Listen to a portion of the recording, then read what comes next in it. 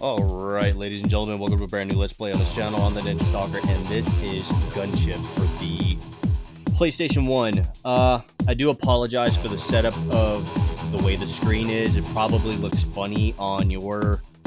Well, it's not that it looks funny. It probably looks a little annoying that you have to see a small window and this background.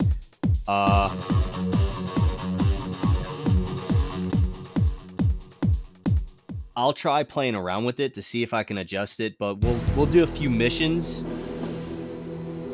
That's funny. Because I'm an Apache pilot, we don't use Stinger missiles.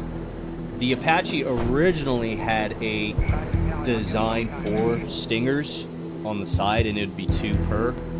But we decided, well, I wasn't a part of the decision. They decided not to have the Stingers on the side because there's something else in its place at that location. But as you can see, that there are these options that we really don't have or use. I've never heard of the sidearm. We don't use it. Never used the sidewinders, although that'd be pretty cool. Now, it's not to say that we can't ever use them. I'm pretty sure there's an option too. But as far as I've been in the military, and I've been in 6 years today, actually. In 5 of those years, I was actually flying. The Apaches, we don't use Stingers, we don't use sidearms, we don't use AIM-9 Sidewinder missiles, though there is the option to. That section of the wing with the pylons has the capability to mount, but we just don't use it because that's not our current interest in training or fight. But again, that's not to say that we can't do it.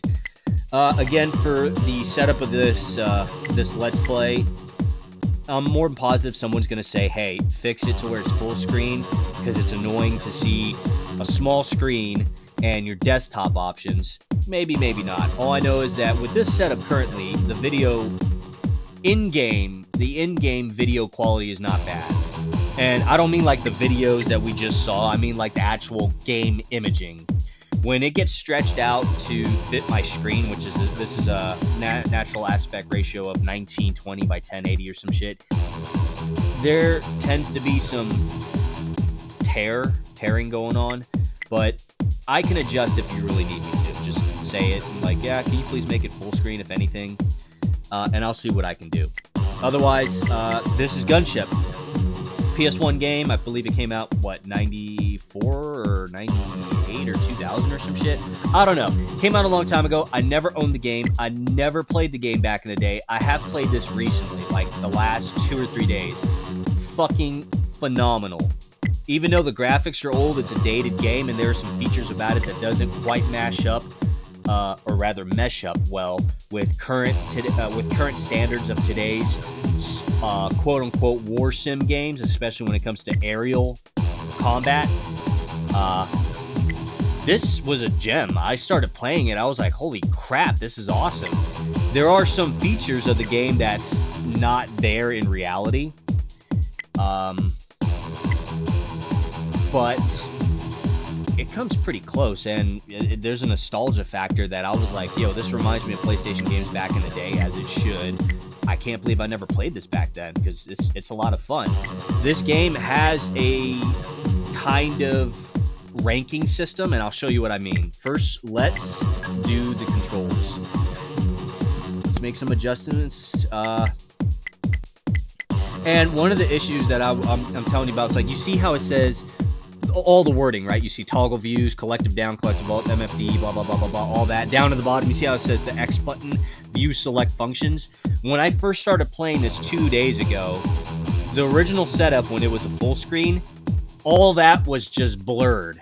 And then when I go to another screen, so if I click this button, and you saw how it changed, whatever was left there stayed there, and then the next one said view main functions got added in. So you see how it changes, you know, view, select functions, view main functions. That would just get piled on top of each other, and I would just have a screen of just shit going on. Most of those words on their last message, salvo, target, blah, blah, blah, I couldn't see any of that. So this setup right now works for me. If it doesn't work for you, just tell me and I'll adjust as best as I can to allow you to have a better viewing quality. Now, this game with its control features, very unique. Not like a lot of other games out there. Of course, a lot of games out there have more control buttons to work with versus the PlayStation 1. And I'm, of course, using an emulator, as you can see. And I'm not even using a PlayStation controller. I'm using a Turtle Beach Recon Xbox controller that works as a PC controller, if you will.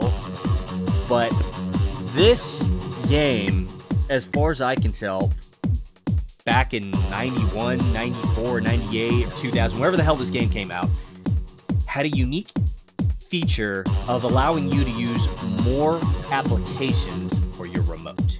Let me explain. So when I went to this one right here, you see how it has remote and then it has a secondary remote right behind it? Well, when you click on this, you see that the select button in the center is highlighted.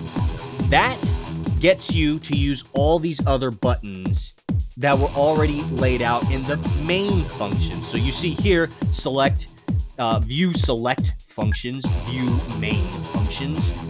You select this, you're now back at the main functions. This is without you selecting the select button. This is if you were selecting the select button. Now, in order to use these options, you have to press and hold the select button on your controller, and you can use target info, last message, salvo, toggle, rotor on, off, auto hover, accelerate time, autopilot, map screen. You can use those, but you can only use those by pressing and holding the select button, and do not let go, or you will not be able to use these functions. Now, it's not as easy, or it's not as quick rather, as selecting the button for a second and then quickly selecting your button. You have to give the game a second or two to register you just selected the select button, and you are also holding the button down. Here are your options that you can use. They're the same buttons that you would have in your main functions. I did not know that, because when I first started playing this game, I didn't know how to get to the map screen. The map screen is pretty damn important in this game, otherwise you're just flying around, losing fuel, trying to find targets or your mission objectives. Now, let's go back to the main functions. Here are your main functions. You have toggle views, you have MFD, you have collective up, collective down, you have select weapon, fire weapon, next waypoint, and next target. I don't use next waypoint hardly at all. This is rare if I did. And I also rarely use next target. I should be using next target more often than not, especially considering that I am an Apache pilot for the United States Army. I am a chief warrant officer. When we have in our aircraft, the Apache that I fly, both models, that's the interesting thing. For my ORB, it states that I have that I'm qualified as a Charlie/Delta model Apache and the Echo Apache. The Charlie Delta was an interesting thing because I was like, does that mean Charlie Apaches and Delta Apaches, or is that in reference to the engines? Because there are some Apaches that have Charlie engines, Charlie Delta engines, and pure Delta engines.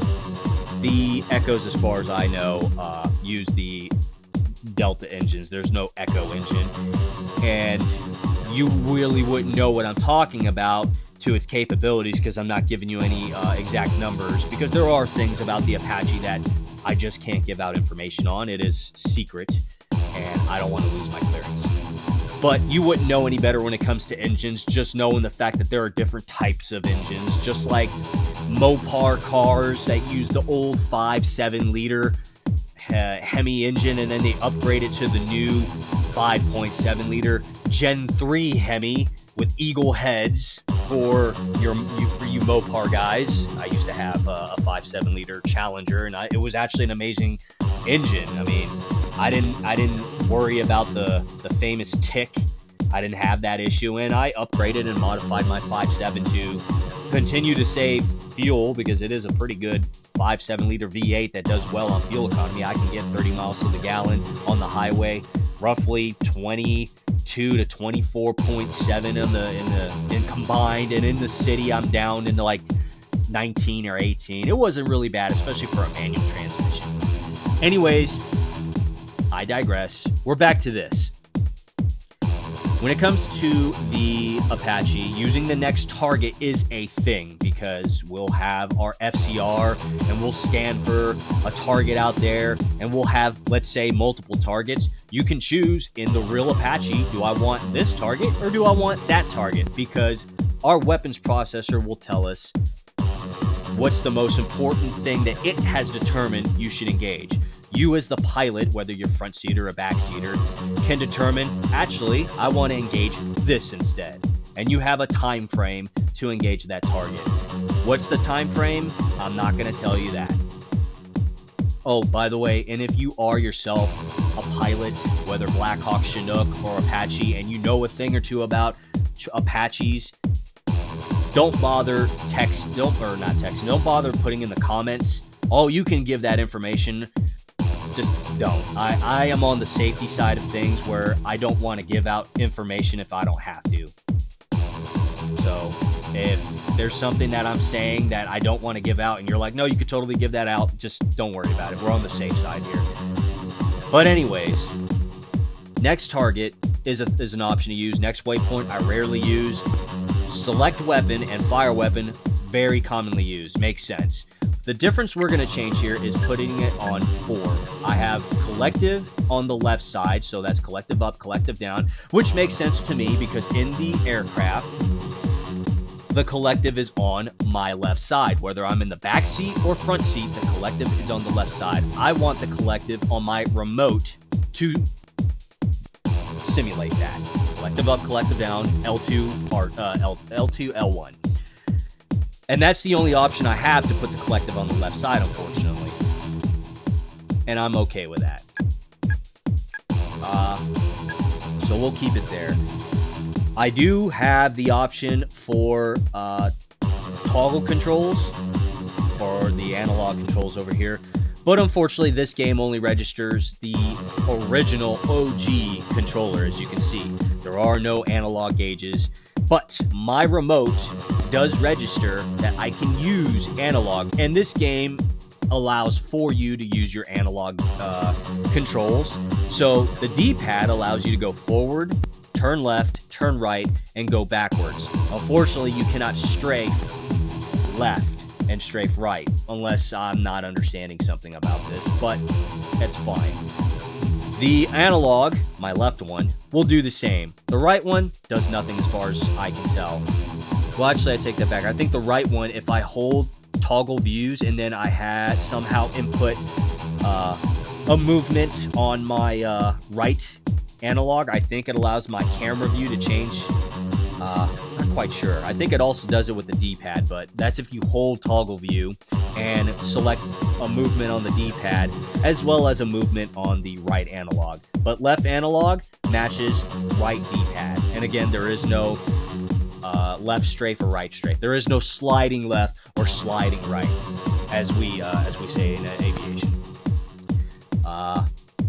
We're gonna go with 4. This is what I like. This is what works. And again, this is what this looks like. And it's on 4, so it follows whatever was on. It followed whatever was left for your main controller. Music, we're just gonna leave alone. And oh, and here you have target info for your secondary select features. Target info. I use that sometimes if I see a target out there that I'm not in a quick hurry to engage. If I'm far enough away, sometimes I will hit the select and target info to see what I'm up against, and maybe I don't need to waste a Hellfire missile or a tow missile on a target when I could have just used my Hydra rockets, my PD rockets. And I'll get onto the armament side of things. Salvo toggle, which is, let's say, for your PD rockets, you want to shoot only one at a time. You select that. Maybe you want to shoot 2 pairs at a time, or 3 or 4. You can make your adjustments. Though, to be honest, I don't know why you would shoot anything more than 1. That's just a personal technique and preference I have, even in real life as an Apache pilot. I don't see the purpose of shooting more than one. I like being reserved about my ammunition. If I can destroy the target with one round and hit the target, then I'm good to go. If I miss with one round, guess what? I still have plenty of rounds in the chute, plenty of rounds in my rocket pod, then have just shot off 2 and missed completely with 2. Rotor on and off, that's basically for you to land and rearm and refuel. Unfortunately, you do not repair unless there is an option to repair. I don't know what it is. All I know is that the rotor on, rotor off, when you go to a FARP for your base, is basically land at a location and rearm, refuel. That's it. If your aircraft takes damage, you are not getting it repaired. And that's going to come into effect later on. You'll more than likely see my aircraft get damaged because I'm not perfect and I like to get into the fight.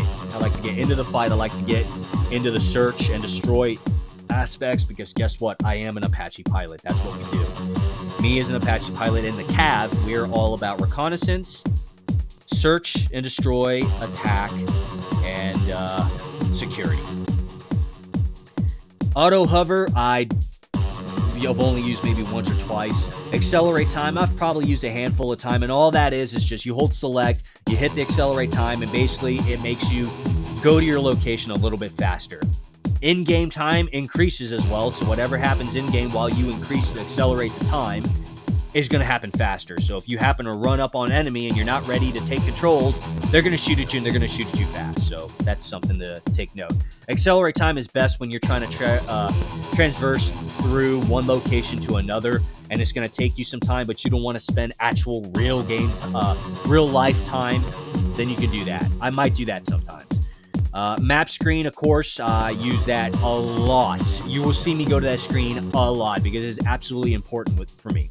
Whenever I fly in my Apache, I always have on my left screen, on my right MPD, I will have my TSD up. It's rare if I change my right MPD to anything else, and I always make my adjustments. And I always make my adjustments on that screen. I'll have grids on. I'll have 1/50 up. I'll have center on. I'll have HSI on. I'll have north up. I'm a north up guy, so I'll have north up. I used to have track up a lot before I got on deployment from 19 to 20 in Afghanistan. And in Afghanistan, I was like, I got to be a north up guy because we've had troops in contact. We have ticks, as we call them, troops in contact. We've had missions. We've had anything and everything that required you to know where north is. Now, of course, if you don't have north up, you have track up or anything else, you're still gonna have a reference to where north is, especially if you have your HSI up. But it didn't help me any to have my HSI up and then have north always moving, and then I had to look to see wherever the hell north is, and in reference to where north is and where my aircraft is, and troops in contact asking for, hey, we need you on station. We have enemy engaging us from like the southeast or something, and you're like, oh fuck, southeast, they're located here, I'm over here, north is over there, and every time I move my aircraft, north is always moving, so now I'm always trying to chase wherever the hell north is. It was confusing to me. I was like, no, I can't deal with that. North up means the map is always oriented north, but your aircraft symbol on your MPD is always moving. But that's fine because north is always up. And then all you had to do was look at where the head of your aircraft symbol was pointing to tell yourself, oh, well, I'm oriented that way. Not only that, I have my compass and I have other compasses on my symbology that's letting me know where north is anyways. I also have, if I'm in the front seat, I have the north-seeking arrow anyways.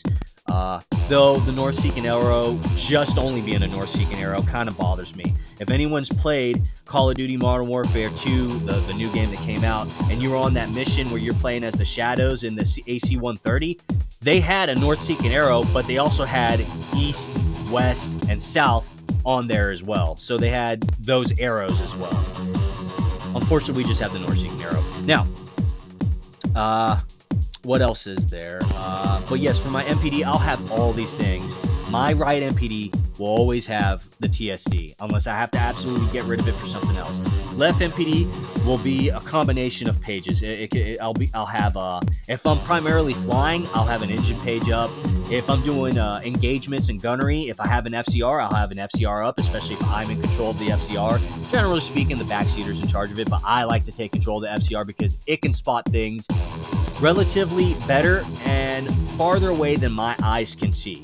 And of course, I have my tags with the FLIR system, and I can spot things out there, especially if I adjust my polarity and how my level in game is going to be. And I'm very good at spotting things out a lot further than a lot of people. But the FCR will throw out radars to scan for something that looks like an enemy, and it'll give it back to you relatively within the distance that it does. What that distance is, I'm not going to give you that information. However, just know I'll also have an FCR on that page. Maybe I need my ace up because I'm doing some AMS maneuvers. What's AMS? You need to worry about that. Just know it has something to do with the enemy using radar against you. I'll have a weapons page, especially if I'm doing engagements. Like I'm straight up going to be engaging, my weapons page is going to be up. I'll have FCR if I have any Lima missiles. Otherwise, I can just have FCR to scan what's out there, and then I'll switch over to my weapons page so I can do the actual engagement. If I have Lima missiles, FCR up, I really don't need to worry about the weapons page because the FCR works hand in hand with the Lima missiles because guess what? It's RF missiles. Otherwise, again, like I said, if it's primary engagements and I don't have Limas and I don't have an FCR, weapons page is going to be on that left side. And that's pretty much it. So that's what we have here. Let's go ahead and get out of this page and let's go to main game. Those other options at the top had something to do with like quick engagements, quick missions or whatever. What we're going to do is create a campaign for us. We're going to create an individual for us, if you will, and it's going to be me. So what we're going to do is we're going to select duty roster. These are all the people that you have. Right now you have John Doe, which you can select. You can be John Doe. You can rename John Doe if you like. Then you also have Tim Topcat Cannell. You have Paul Deadeye Dunning. You have Nick Bear Thompson, Grant Kiwi Dean, and Erase Me. We're going to go with Erase Me. We're going to erase that one, and we're going to rename and blah, blah, blah. John Doe, we can also adjust. I don't want to worry about that. I don't give two shits. I mean, I could essentially use John Doe and rename him, but I'd rather just go with the one that clearly states Erase Me. Now, these other individuals, as you see, status MIA, missing in action, and there's their score. I don't know. Again, I haven't really played this game much. I've only done a little bit of a campaign. I don't know what makes them come back. I mean, this guy was killed in action, so he's pretty screwed. MIA, missing in action. I don't know if you're supposed to go find these guys or something. I don't know. And then for the unit crest that you see there, I don't know what units those are. Don't bother asking me.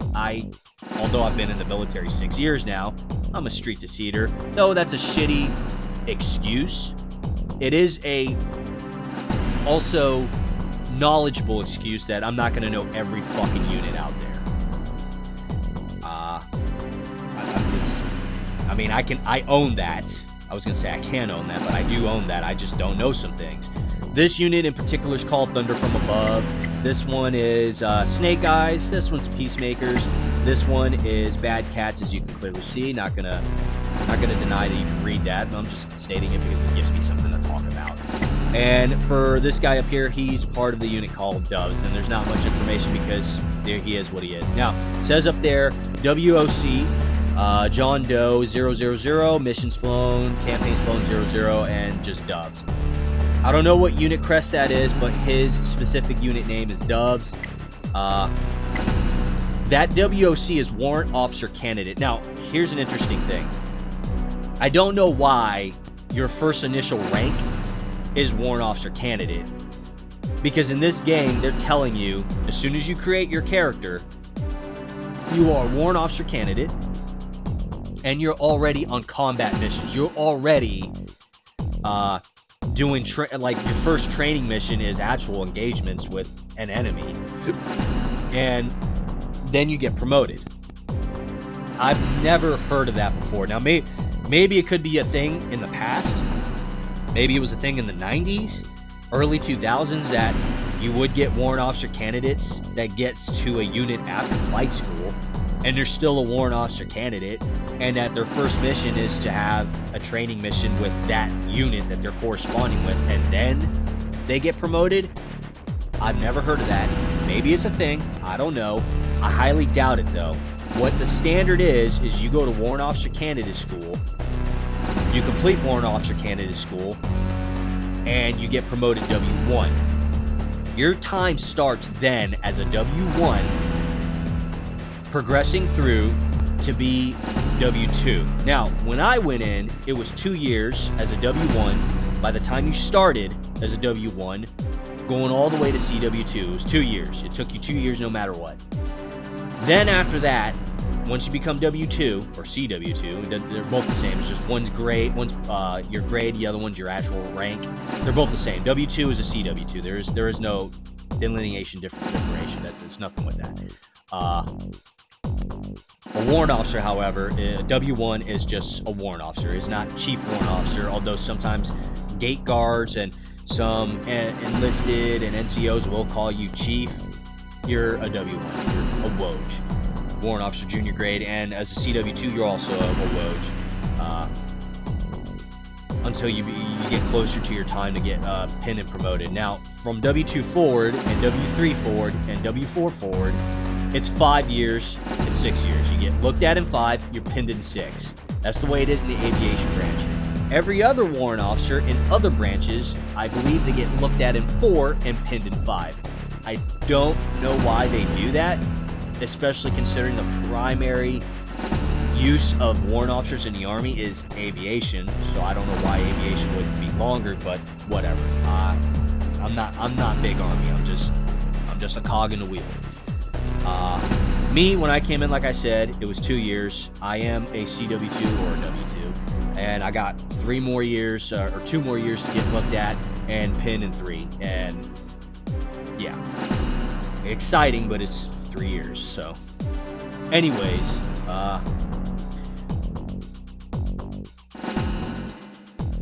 for these other individuals, this is Major Tim Topcat Cannell. I don't know what those numbers are. 904, 1775, 1. I don't know what that is. That is just kind of weird.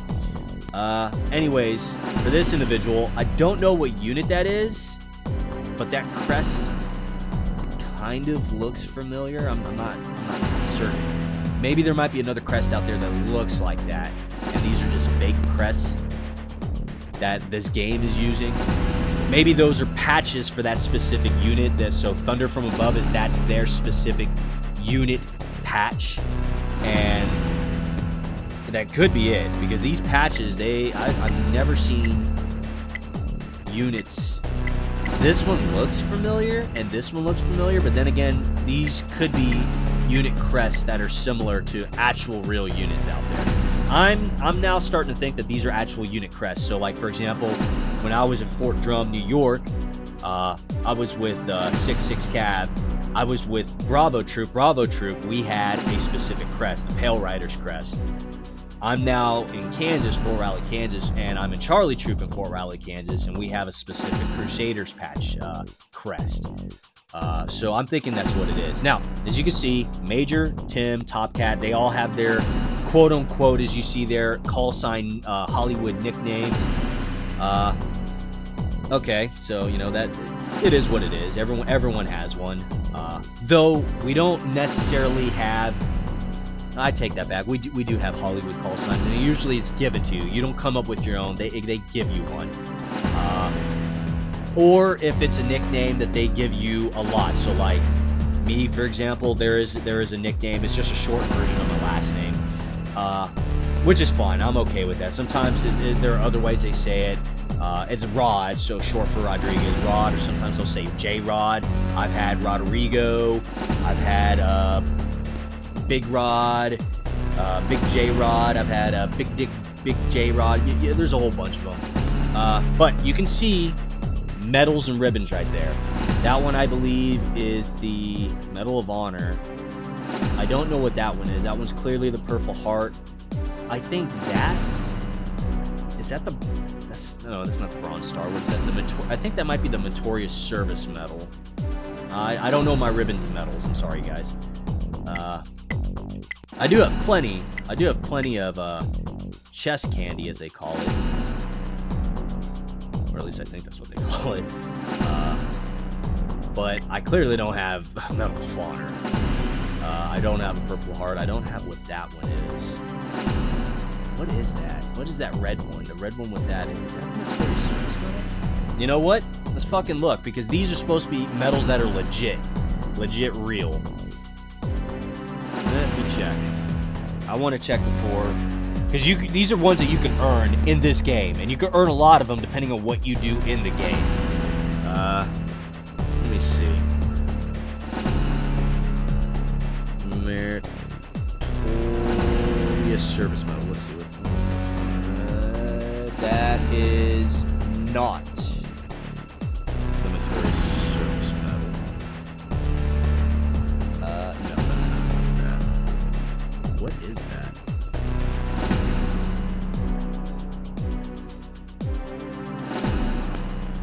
Army ribbons. What the hell is that?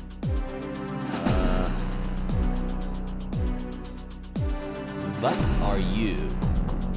Army ribbons. Let's go. Let's see. Like me on my real uniform, not in this game, but in my real uniform, I have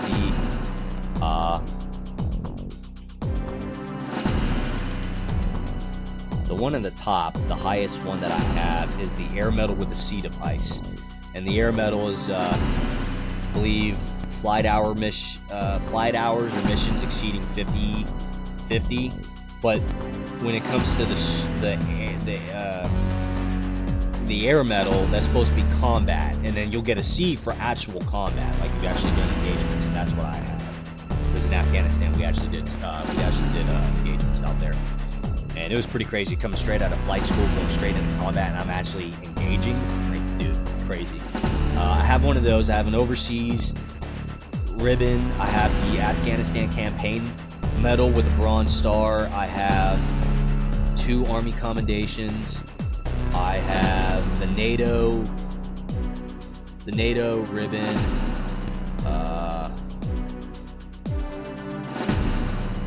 Shit, what else do I have? I forgot what my other ones are. I'd have to look. I don't know. I don't really pay attention. But let me see. What the hell is that ribbon? Is that the National Defense? Is that the National Defense? It looks like the National Defense. That looks like the National Defense. Let me see. What are the other ones on here? Oh yeah, the Army Service Ribbon. That's another one I have on my uniform. And then there's the Global War on Terrorism. I have that because we went to Afghanistan, and that constituted in the time frame. So there was that one. Army Overseas Ribbon. Yeah, I have that one. I also have the Army's Meritorious Unit Citation. I have that. Army Commendation. There's that.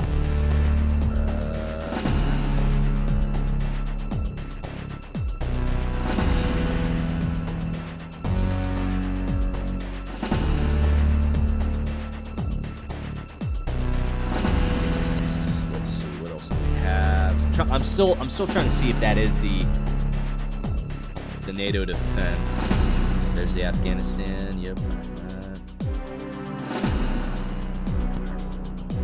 NATO ribbon. Air medal. Yep.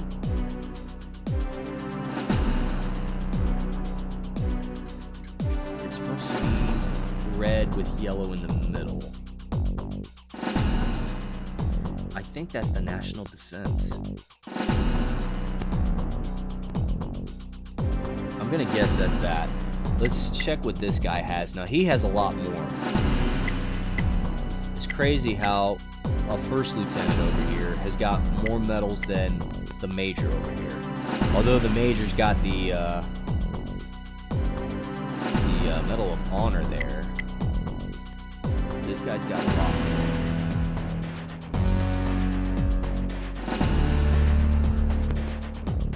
What do you have? What the hell kind of medals are those?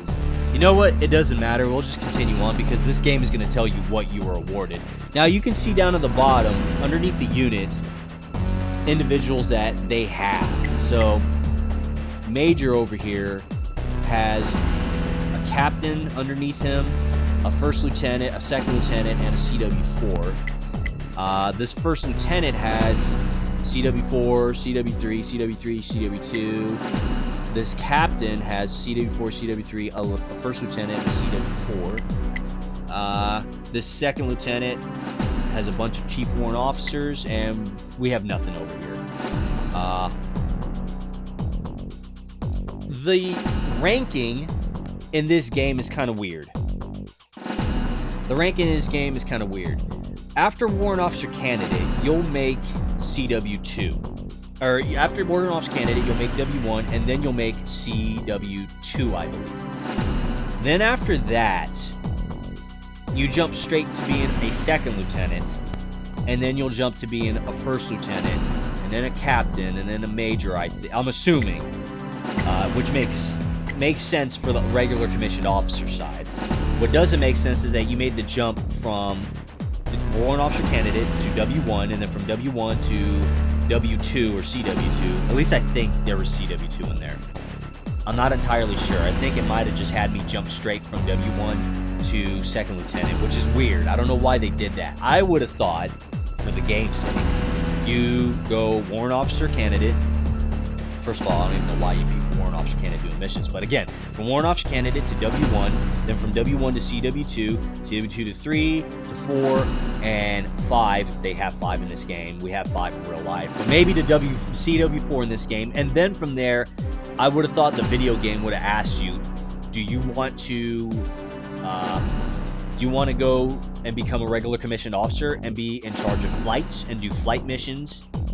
Or do you want to continue to stay as a warrant officer and just continue building up your ribbon rack, your score, and such? By the time you make W1 to CW2, it should ask you, or it should tell you rather, hey, you're going to be part of this unit, and this is who's in charge of you. Here's your platoon lead. Here's your immediate supervisor, so a second lieutenant, first lieutenant. Here's your commander, which is a captain, and here's your squadron commander, brigade commander, so on. It would have been cool if they did something a little bit more realistic, because in this game you go straight from warrant officer candidate to W1 to, I think, W2. Otherwise, it skips you over to second lieutenant and then first lieutenant, and then you just continue on the regular commission side, which is kind of weird to me. I personally would like to work through my warrant officer ranks. Personally, I'd like to go through that and start having fun, focusing on myself and the mission, and not worry about having to lead a flight just yet. Although I was doing it a night or two before, which was okay, which was fun. I would have definitely enjoyed the warrant officer side of just focusing on single missions and doing what's necessary and good for the unit rather than leading a unit. There's nothing wrong or to denote like, oh, you have a lack of leadership, then you don't want to lead and this. No, it's just I want to enjoy working my way up and then having the choice, do I want to go to the regular commission side or continue this campaign that I want to do as a warrant officer, because I mean I am a warrant officer in real life anyways. I don't know, but anyways, let's go ahead and erase, and let's go ahead and put our name.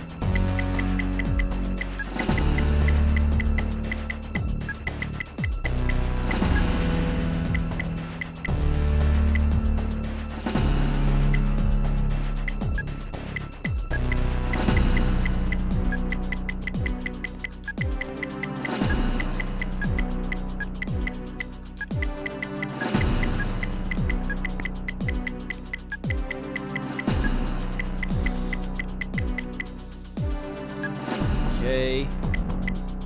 Here's the unit patches. It clearly says unit patches, but I made the assumption that were these like real units. I mean, you got this one right here. This is the 82nd Airborne right there, so that's like a real unit. Here's the 101st. That's a real unit. Some of these other ones, they look real. I think I've seen them before. Like, I think I've seen this one before. I think I've seen this one before. I think I've seen this one before. The other ones I'm not sure if I've actually seen before. But anyways, we're going to go with this. And we'll come up with a unit. Damn it.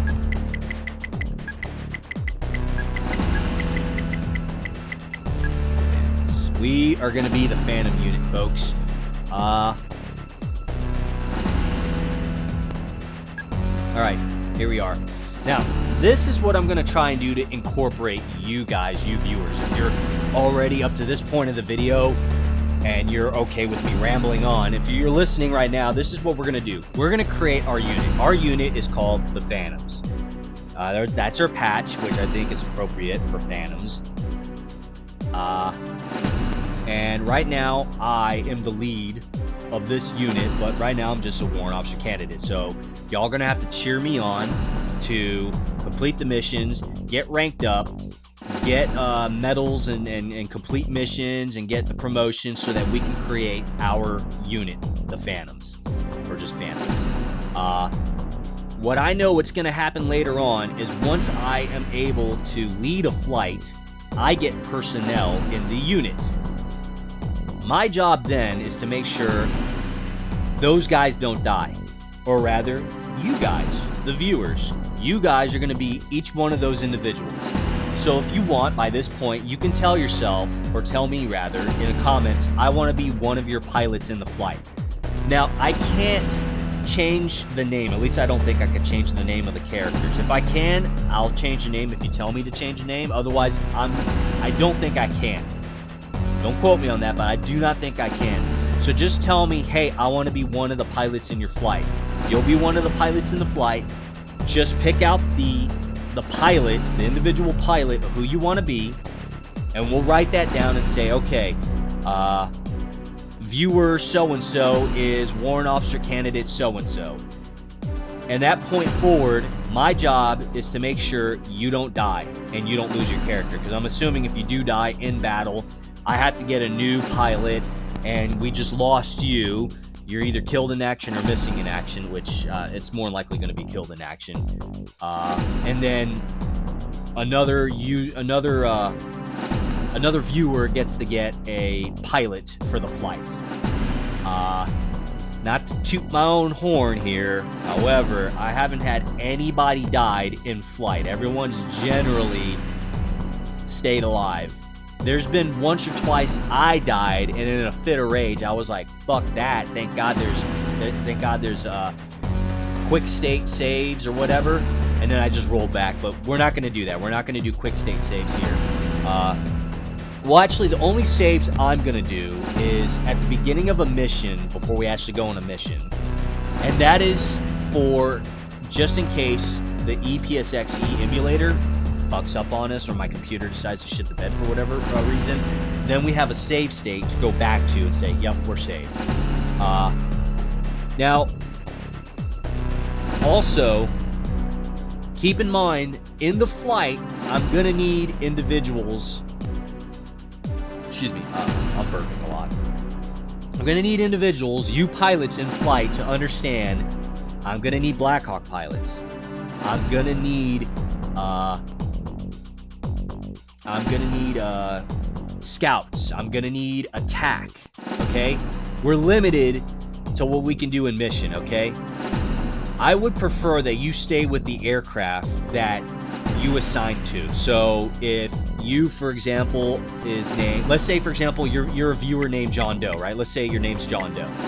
Like your YouTube viewer name is John Doe 206969, you know, whatever. And then you're like, hey, I'd like to be one of your pilots, and if you can, I'd like to be Warrant Officer England or whatever, and I want to be a Blackhawk pilot. I'm gonna be like, all right, say less. You're one of the first people to say you want to be one of the pilots in this game.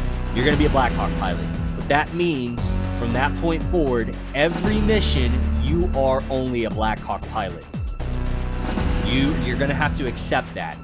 Now, the game will sometimes change your platform to another aircraft.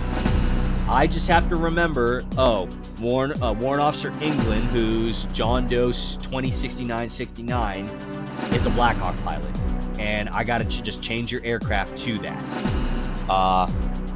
With that being said, you also need to know certain missions aren't going to call for certain things. So don't expect like, oh, I'm not ranking up as fast as everyone else, or I'm not getting medals as much as everyone else. And it's like, well, check out the mission stats. You know, the mission didn't ask for a Black Hawk. A Black Hawk's generally transporting troops, transporting cargo, extracting troops. I don't know if you extract cargo, but you know, that's all you're doing. Your aircraft can only be fixed with certain weapons. Now, generally speaking, in this game, the Black Hawks can be fixed with Hellfire missiles and all that other stuff.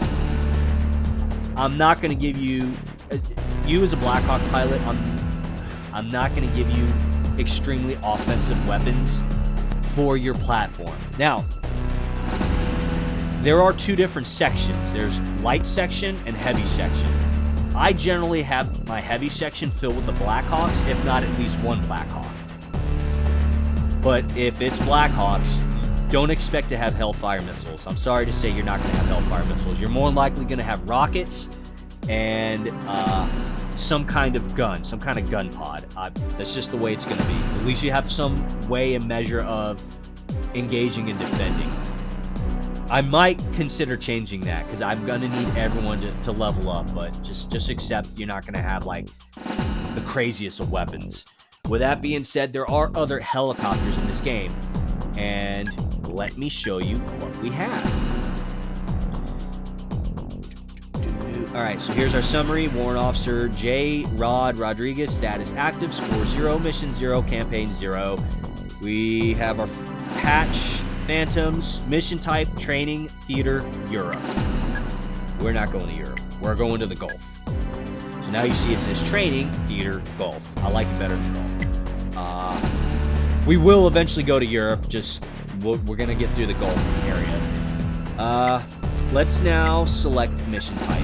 And as you can see, we can go training or we can go straight to single. We're going to do training. And let's go to brief, and I'll show you the aircraft that we get. Okay, Apaches.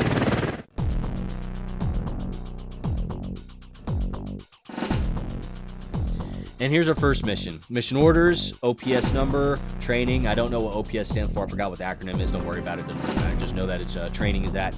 2, Warrant Officer Candidate, me, Rodriguez, from Task Force Commander. Time, 1100 hours. Call sign, Bravo. Primary mission, proceed to 1114 and engage and destroy BTR-60 platoon. Secondary mission, proceed to 0609 and engage and destroy mobile Scud site. Base is located at 1111. FARP is located at 0415. When I first played this game, remember how I told you I didn't know how to use a select feature, what it was explaining and how to get to my map? Those locations of where the base is, where the FARP is, where primary and secondary objectives are, I couldn't find. I was flying around trying to see if I could spot anything. Knowing how to get to your map feature is very important. Now, in game, you do have a map. In the cockpit, you do have a form of map. It isn't the greatest to work with. It's very, very small. I will be cycling through third-person view, or chase view as they call it, and cockpit view. I'm probably more likely going to use third-person view or chase view. Anyways, this is what we have. Now let's go through the next page. This is from our S2. S2 is your info personnel. This is a day mission. The wind is from 281 west-northwest at 18 knots. That's not too bad. Visibility is excellent. That's awesome. Temperatures at 92 degrees, so it's going to be a little bit hot. Enemy forces are expected to be on full alert throughout the area. T-55 tanks, E-11s, towed guns, and BMP-1 units have been sighted. Enemy air activity is to be expected, but it's light. and you can see it's been reported that Mi-24 Hinds are in the area. What model Hinds doesn't matter. T-55s, those are tanks. Those are your combat tanks. Russian, primarily Russian, but I mean there are other countries that have T-55s, friendlies, neutrals, and opposition. Those who are not friendly. E-11s. When I looked online, E-11s and E-9s were another batch. Those are your type of armor personnel carriers to light artillery. You also have towed guns. You can pretty much consider howitzers to be that, or D-30s. And then your BMPs, those are also armor personnel carriers. They probably have like a 73 millimeter cannon. Your BMP-2s have, I think, 23 millimeter cannons or something like that. As for the weather, as it says, is day mission, so guess what? It's not at night. Surprise, surprise. Night, obviously, it's gonna adjust your effective. It's gonna affect your viewing to an extent of using your avionics, your symbology and stuff like that. Winds, it also is an effect unless you change your difficulty setting, which I leave it to where winds don't affect me. Winds are 281 west northwest at 18. Okay, you know. In reality, when we do fly, day or night mission does matter.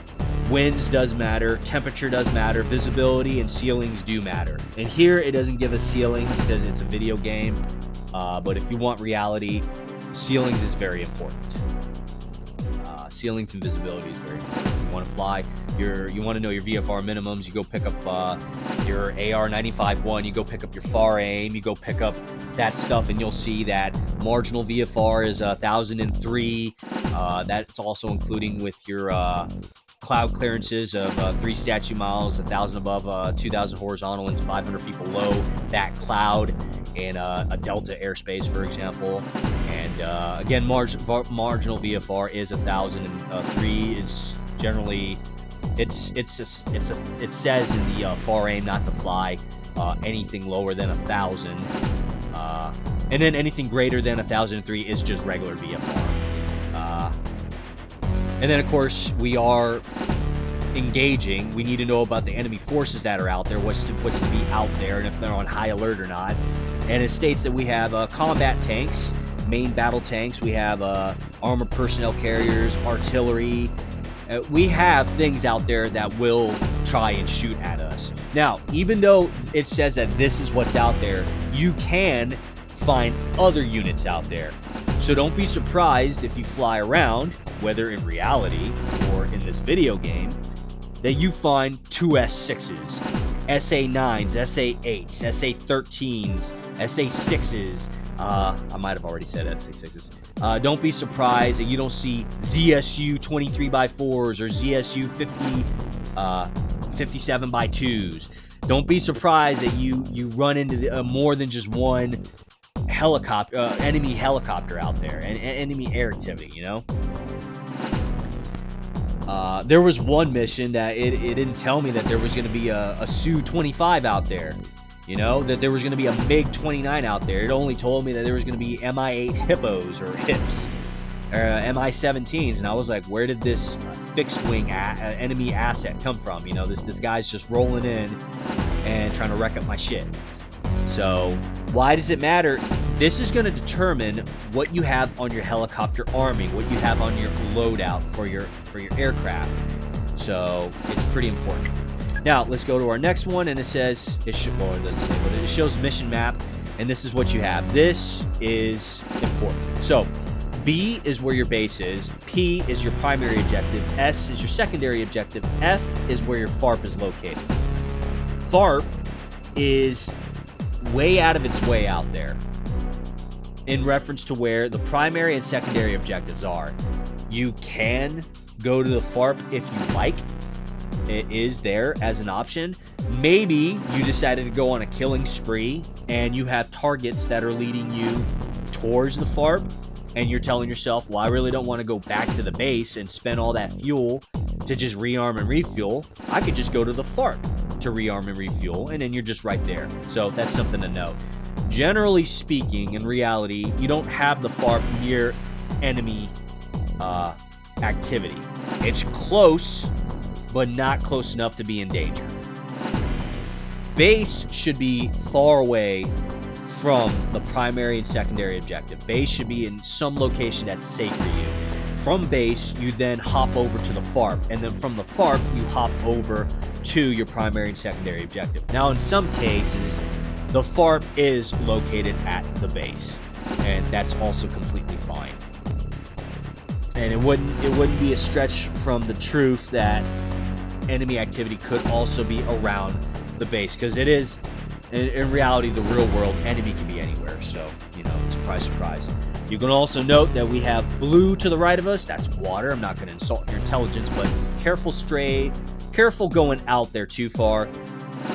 There's going to be enemy sea activity, littoral targets out there, and they will take shots at you. And they are pretty tough to engage. You better have the right munitions to engage them. We'll get to munitions here in a bit once we get to this part. Decline mission. So this is a training mission. The decision to decline mission will not in any way affect your service record. We're not going to decline a single fucking mission. We will accept every single one of them, folks. So, and then we're back to the beginning. Now, let's go to Helicopter Army. This is what I like about this old game. You get an assortment of aircraft. You get an assortment of armament. And, dude, it's just freaking awesome. The reality aspect of this is awesome. Games like Arma, you couldn't really select what you had on your aircraft.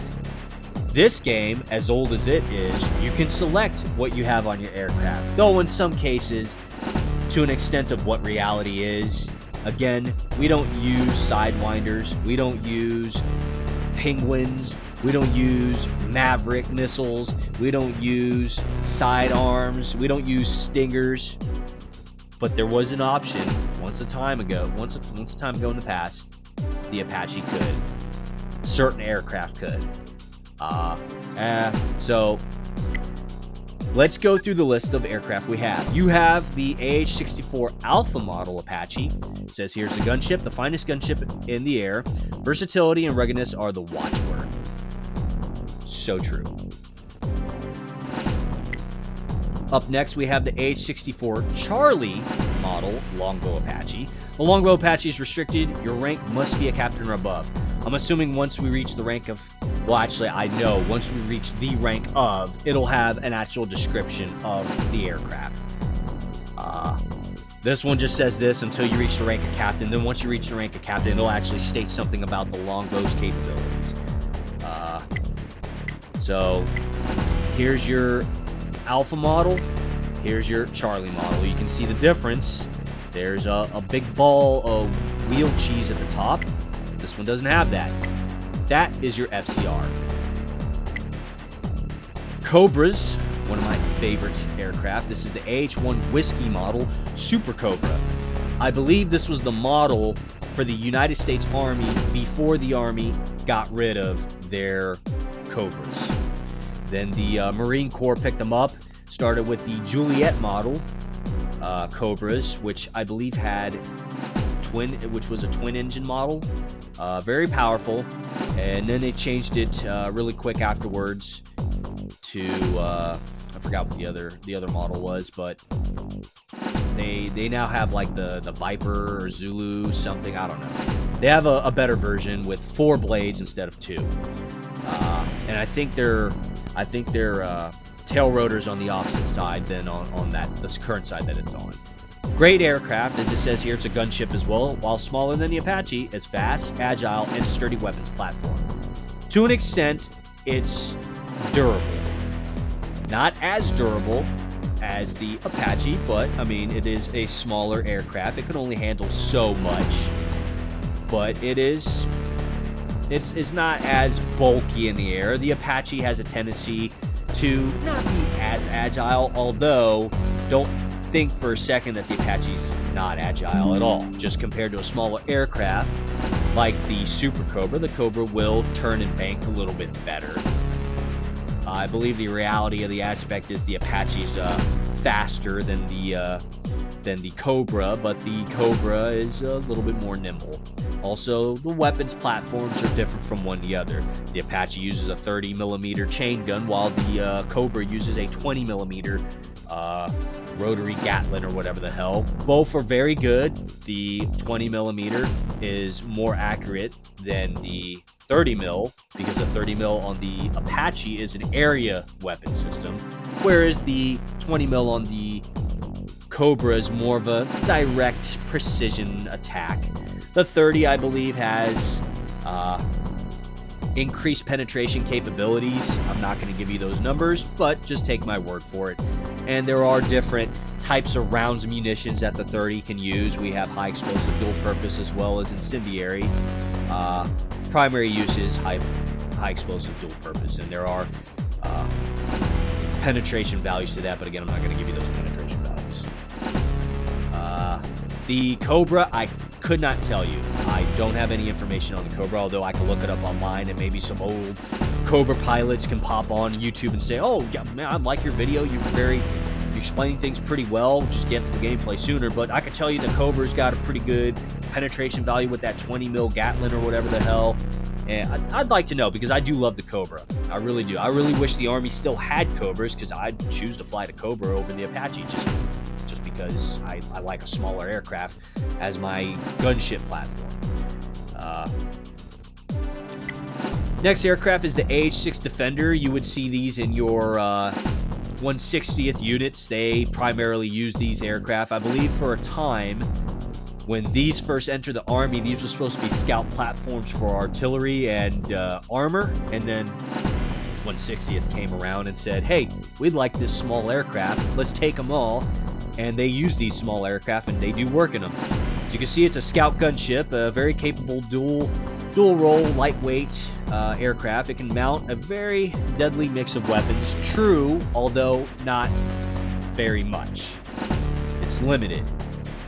They have gunship versions of these, and they also have transport platforms of these aircraft. They're very nimble, they're very small, they're very quick. They're very quiet too. They can land in areas that Apache just can't. Cobra can't. They're very capable. I believe the 160th has, they call them Little Bird guns. I think they have Little Birds with rockets, and they also have Little Bird slicks. Slicks being the transport versions. I don't know very much about them. They're very similar to the Lakota, so I could only tell you the Lakota aspect of things. Transport, I think, 7 people or 9 people or something like that. Maybe 5 people, I don't know. It's a big bird, but not too big. But the Little Bird here, the AH-6 Defender, or the MD-500 is another name for it, they're a lot smaller than the Lakota. The Kiowa, the OH observation helicopter, 58 Delta model Kiowa Warrior. This picture does not have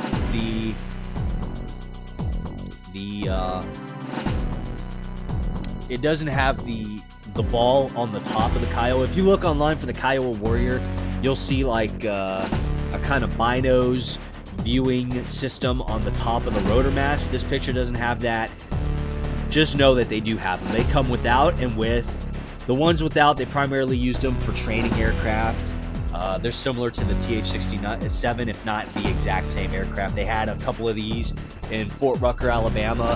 When I was there for training, I was flying the Lakota over there, and then there were some friends of mine that were flying the Kiowa version that got downgraded from the Kiowa Warrior to pretty much the TH-67 training. But anyways, this is a scout aircraft, the eyes of the gunship, always on the lookout, and a masterful fighter in its own right. True, but these things were very power limited. I've heard stories from people who are still in right now, who are CW3s at this point, that were Kiowa pilots, and they were power limited. They had guns, they had rockets, sometimes they, I think, had Hellfires, maybe like 1 or 2. And then that was it, because the aircraft could only handle so much. Up next, you have the UH-60 Kilo Lima model Black Hawk utility helicopter. It's the assault platform, the heavyweight of the stable, good for all that's transported, pickup, or rescue, so that's the mission set. Unfortunately, in this game, we do not have Chinooks. Chinooks would have been an interesting addition to this game. They did not add that, unfortunately. Then you have one of my favorites next to the Cobra, the AH-66 Alpha Comanche. It's interesting to note that it says AH when originally it was stated to be the RAH, the Reconnaissance Attack Helicopter. This helicopter was a big thing back in the day, I think in like 2004, maybe before 2004. And then the Army decided to cut funding because they were saying that they were spending billions of dollars in this aircraft and they only had like, I don't know, 7 or 4 of them or something. Which to me I thought was okay because it was research. They were doing research into figuring out what can work and what cannot work. What came out of that project when they canceled it was they took all the knowledge, all the technology, and started putting it in Apaches, Black Hawks, Apaches, and the Kiowas for whatever brief time that they had with those. I was sorely disappointed when they stopped doing the Comanche. I thought it would have been great to have a stealth-like reconnaissance attack helicopter. I thought it did its purpose pretty well with all the studies that I was looking into for this aircraft. I thought it was pretty cool. It was pretty interesting, but they stopped it for whatever reason. In order to fly this aircraft, you must be a first lieutenant, and I got to that rank last night, and I was like, this is an amazing aircraft. I love this aircraft. A crazy thing, though, is they have another AH-66 Alpha model of Comanche. The difference between this one and this one, I can tell you right now, is that this one's the gunship version. This one is the reconnaissance version. The difference being is this one has fixed wings on the side so that you can mount more weapons, hence gunship. This one does not have the fixed wings on the side for you to mount extra weapons. Other than the fixed wing, they're both the same. They both can still engage without the fixed wing. This one, they both have a 20mm cannon, a very effective 20mm cannon, mind you. So it's weird though. It's a 2-barrel rotary or Gatlin or something. It was a 2-barrel version. It's crazy. Both of them have it with 500 rounds, which was decent. It gets the job done. But they also have an internal bay compartment that you can mount your weapons. So you can have 2 Hellfires on one side, 2 Hellfires on the other side, and at the edge of the internal weapons bay, you can have 1 extra missile. So you can have like a Stinger, so 1 and 1, so you have a total of 2 with a total of 4 Hellfires, or maybe another Hellfire. I think maybe not another Hellfire. I don't know. We'd have to rank up real quick and get to that point. But this one doesn't get the fixed wing. So this one you literally just get the gun, the what's it? 3-6. Yeah, the 6 total missiles or rockets. This one you can get I think 8, 4, and 2.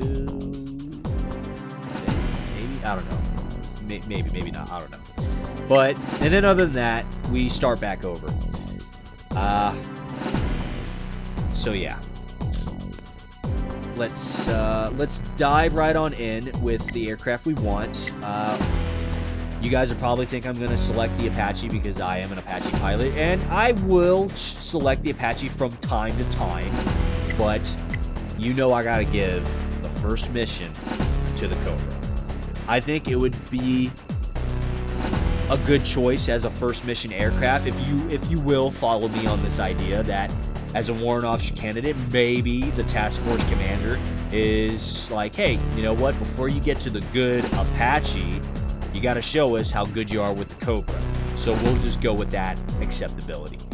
With that being said, when I do become the rank of second lieutenant in this game and I get to have my flight and you guys get to be a part of it, I will not be surprised, and don't you be surprised if you request you want a Cobra as well. I'm okay with that. When it comes to the sections, again, there's a light section and a heavy section. As you see, it says Bravo 1, light section. That's my call sign right now, is Bravo 1, and I'm in the light section. I generally like to have the light section with aircraft that are not super fitted with heavy munitions, because it is a light section after all. I like to have my light section as a cav unit almost. And then my heavy section would be, what I have been doing at times is I'll have 2 Blackhawks, and they'll be loaded decently heavy. Or 1 Blackhawk and maybe 1 Defender or 1 Kiowa. Sometimes I'll do that. But the light section, sometimes there'll be 3 Apaches, sometimes there'll be 3 Cobras, sometimes there'll be 1 Apache, 2 Cobras, sometimes it'll be 1 Cobra, 2 Apaches. Sometimes it'll be 1 Apache, 1 Defender, Cobra, whatever, a combination. But just let me know what you want and which pilot you want to be, and I'll fit you with that aircraft. Mission dependent.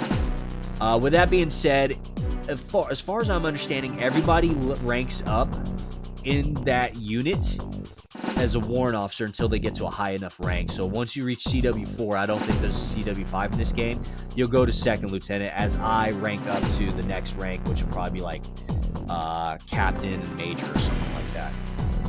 But yeah, we're going to select Cobra. As you can see, we have the AH-1 Cobra, Super Cobra. Helicopter type, says it right there. It has the name. Chaff, flares, fuel, load, ammo, and inboard, outboard pylons. Chaff, that's your anti-jam for radar. So if someone's trying to ping you on radar, you'll pop some chaff.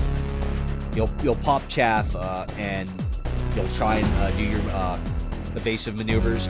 Flares, that's to stop missiles from actually pinging on you, but it's never a 100% thing. You have fuel at 100%. You can adjust the fuel if you want to adjust your load. Your load is at 45%. Currently, with the way the aircraft is set, that means you're empty on the pylons and you have 750 rounds of your 20 mil. You're at 45% load. That's pretty good. It's amazing, actually. Though not reality for it.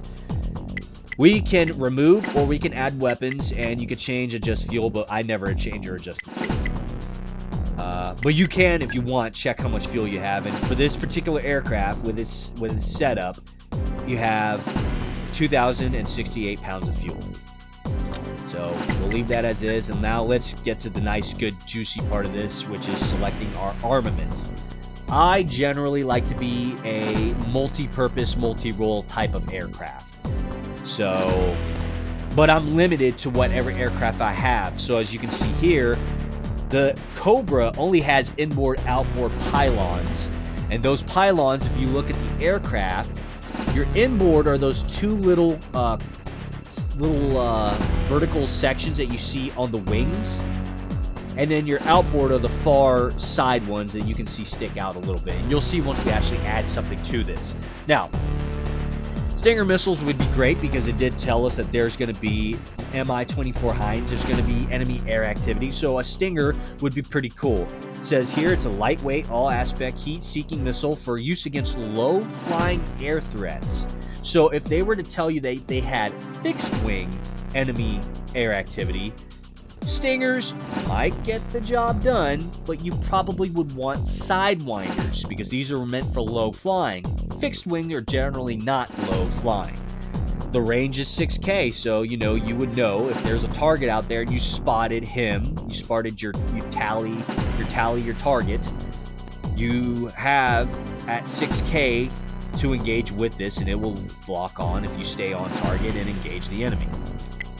Here's your AIM-9R Sidewinder missiles. These have a greater range than these ones. These 2 are your anti-air.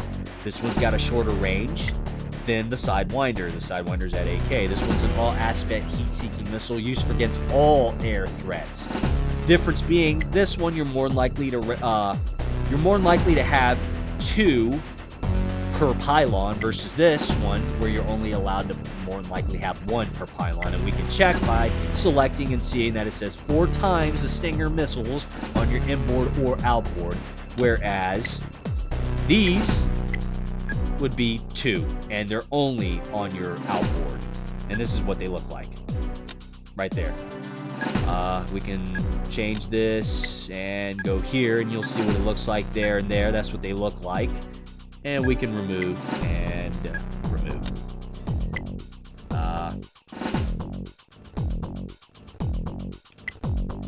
Real quick, if you look at your aircraft, you can see that there's the inlets on the side.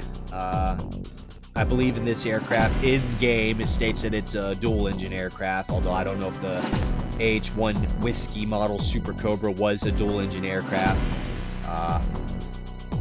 In-game, it shows it has engine 1 and engine 2. This model has the tail rotor, as you see, on the right side, on the number 2 side. You see the canopy right there at the front. You see the sensor right at the front, just above the turret control box for the 20 mil gun right there. Also, this is your gun right here. Cannon ammo, integral M197 20 millimeter 3-barrel cannon for use against non or lightly armored threats. Range 1.5K. That's very short. It's very short range. It's very, very short. I will be getting in close for engagements, and I do like using the gun for a lot of targets out there.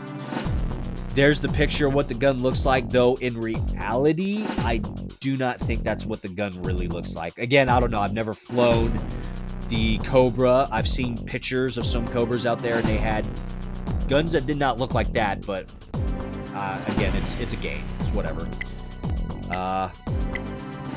This is your AGM-122 sidearm, lightweight anti-radiation missile for use against search or tracking radar sources. 15K. I have tried using this. I haven't been able to get it to hit anybody. I don't know why. It's a great description for what it's supposed to do. AGM, I don't remember the acronym for that. I'm assuming it's air-to-ground missile or anti-ground. I don't know. Just air. This is what it sounds like to me. And for the information that it's giving, anti-radiation missile for use against search or tracking radar sources. So if maybe there's SA threats or ZSUs out there that are trying to ping me on radar, this would work against them. I don't know. I haven't been successful in using this. It'd be great to use because that's 15K. I can shoot this at somebody and then just go run off and leave and not worry about it, especially 15K. They'll never see me, but I don't know. Unfortunately, you can only get 2. It's not really great. That's not... I mean, there's a lot of threats out there, and 2 of these isn't going to help much. So, it kind of sucks. Here's a great missile right here. The AGM-114 Alpha model Hellfire. Heavyweight laser-guided anti-tank missile for use against all armored threats. Range 6K. The game says 6K. I'm not gonna neither confirm or deny that, but it is the Alpha model. So it's a very old missile compared to what we have today. The heavyweight laser-guided anti-tank missile. Yeah, the missile weighs. I think the Alpha models weighed like. I think they weighed like 98 pounds. Current ones, I think they weigh like 108 or something like that. But it's a great missile. Other than that, you have the TOWs, the BGM-71 Charlie TOW 2s, medium heavyweight wire-guided anti-tank missile for use against most armored targets. They work pretty well against a lot of armored targets in this game. Shorter range, but it does a great job. Now, the difference I've noticed between this TOW missile and this Hellfire missile is, although this one has a greater range, this one you have to remain on target. So if, for example, there's somebody shooting at me with a gun or a laser or a missile, and I shoot this Hellfire at them, and there's a missile that's about ready to fuck my shit up, and I decide to juke or jink left or right, and I completely move off screen of where the target is, and my missile was trying to target that target, the missile will miss. And that's because it is a laser guided. You need to remain visual on target, just like in reality. That's an amazing thing that they added in this game that makes total sense. You can't not just fire and forget, although we do have some Hellfire missiles that are fire and forget, but it ain't this alpha model.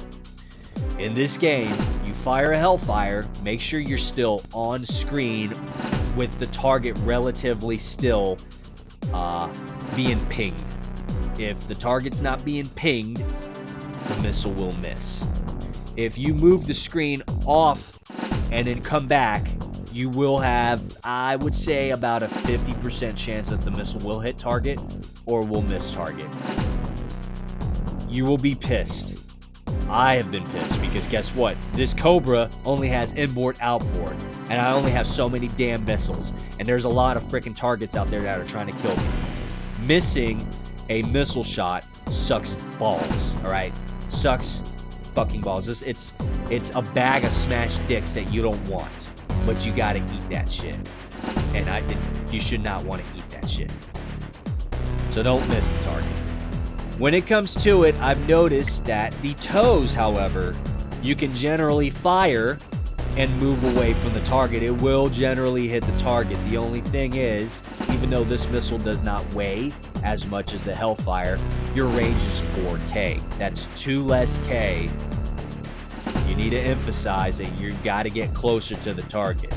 So it's one of those things you have to work with. Do you want greater range, or do you want to get closer and more than likely get more in gunfire effect or missile threat effect?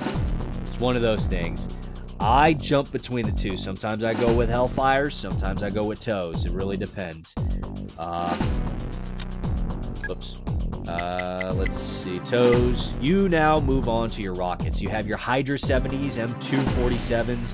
Rockets with a shape charge warhead for use against most armored threats. These work with a lot of threats out there. I believe in some instances against tanks, you're probably going to have to shoot 2 or a pair of these. I like to shoot singles.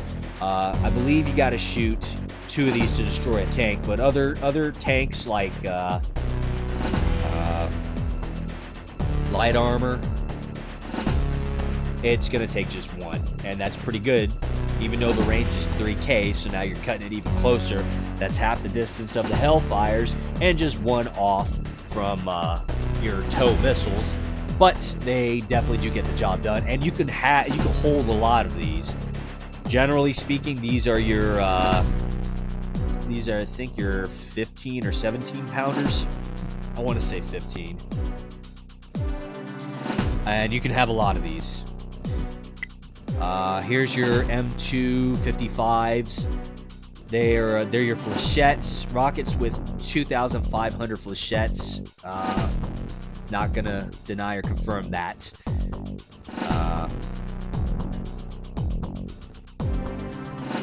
But I believe they're 79 grain. Don't quote me on that. I should know that number, but I think they're 79 grain. Actually, you know what? Let me look it up real quick. Let me see. Let me see. I can pull it up real quick. Let's see. We're only talking about flechettes here. I'm not going to give you the total number, but I can tell you the grain. And why you would care about the grain. The grain's going to basically tell you how big this motherfucker is. Let me see. Let's go to gunnery knowledge. Let's go to... Message on the phone.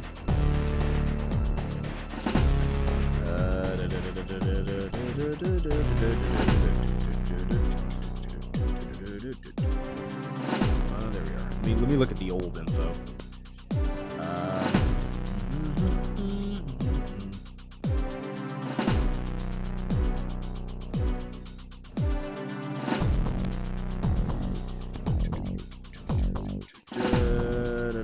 Yeah, I have YouTube going on my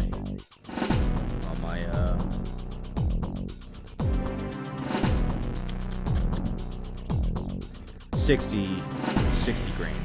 I was close. 60 grain. And then you also have, which was very interesting to note, the M261 rocket with submunition warhead for use against non/lightly armored threats. Now this one I actually want to look up because we do not use these, or at least we don't use them anymore. M261.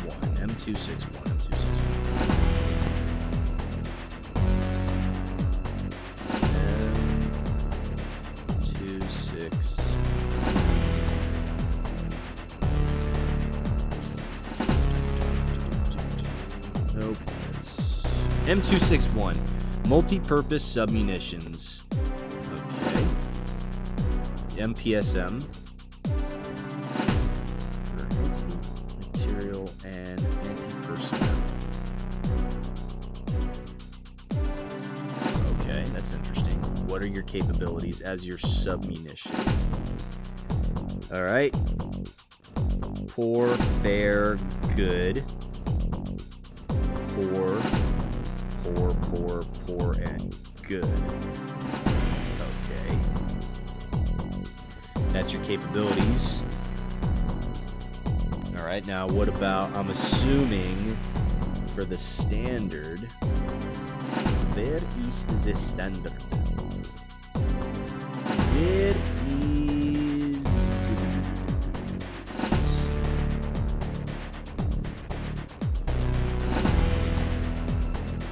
Wait a minute, what was 247s? Are you... 247s. Hold up. 247s, what the fuck?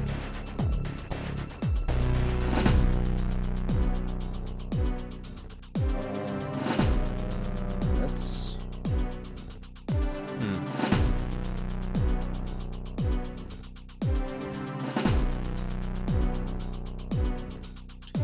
Huh, that's interesting.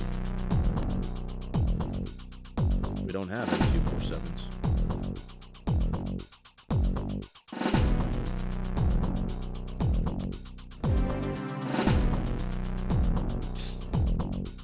Unless they meant that to be the M274s and they just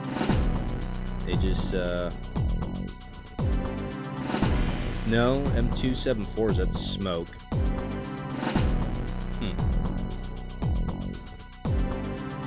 Interesting.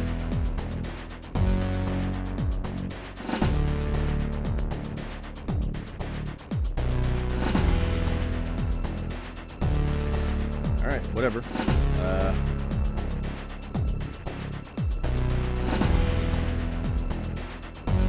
Alright, whatever. Anyways, we got the submunitions. Yeah. And then, what was after that? Here we go.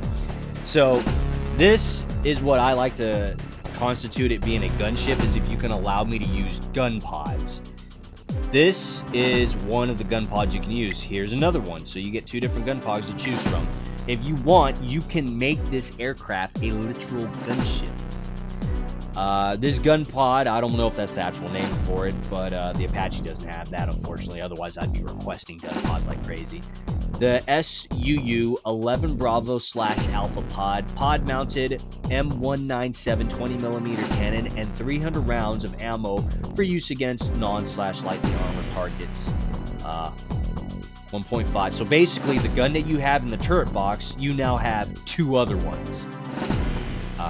300 rounds though, but that 20mm gun is capable of doing work. The issue is 1.5K, so you got to remember that. And then you also have this other gun pod, the GPU-2/Alpha pod.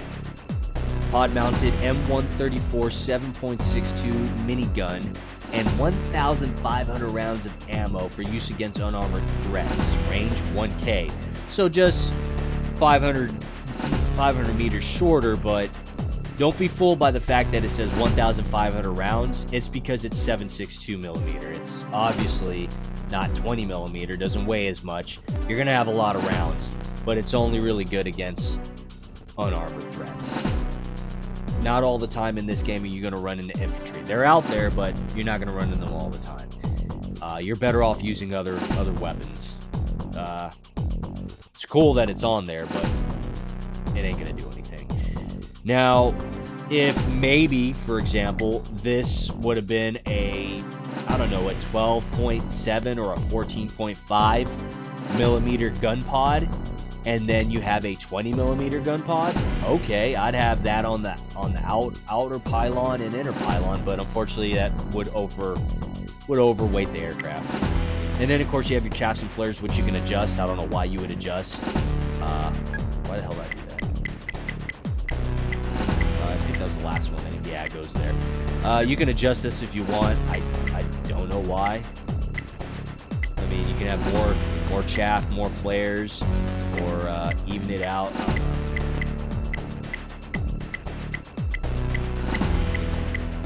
You know what? I've never been able to mess with that before. I wonder if I can.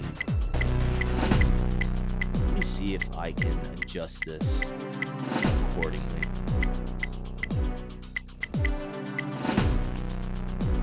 Let's try that.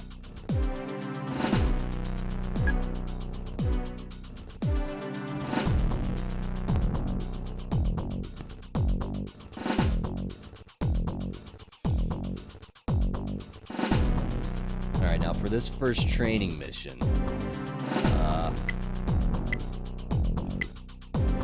I want, let's see, I could go with Hellfires, or I can go with Toes.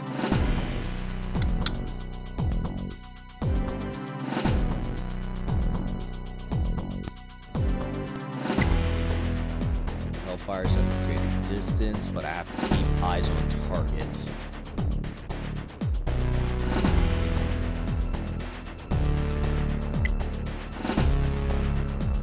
Toes, however, like once I throw the round out, it's gonna go. The shitty part is I have to get in close. By the time I get in close, they're probably in range to do some damage to me. Fuck. How many of these do I get? I can get 8, or I can get, I think the same. Yep, I can get 8. Let me see. I'm at 58%. 71. See, that's the issue right there, is like the load that you have on your aircraft. I think that's the reason why I decided to go with Toes more often than anything. 58%. That's fine. How much do I have? 45? Oh, that's not much. Yeah, I can go with that. And then I can either go with Hydras or the gun pods. Let's see, Hydras, I can go with 38, so that's 19 each side. The interesting thing is that they have the Hydras on the inner pylons than the outer pylons. The Apaches, we have them on the outside rather than the inside because we have to worry about certain enemies and all that shit. But, do I want 38 like that, or do I want the gun pod? I'm at 83% with the gun pod out. And not only that,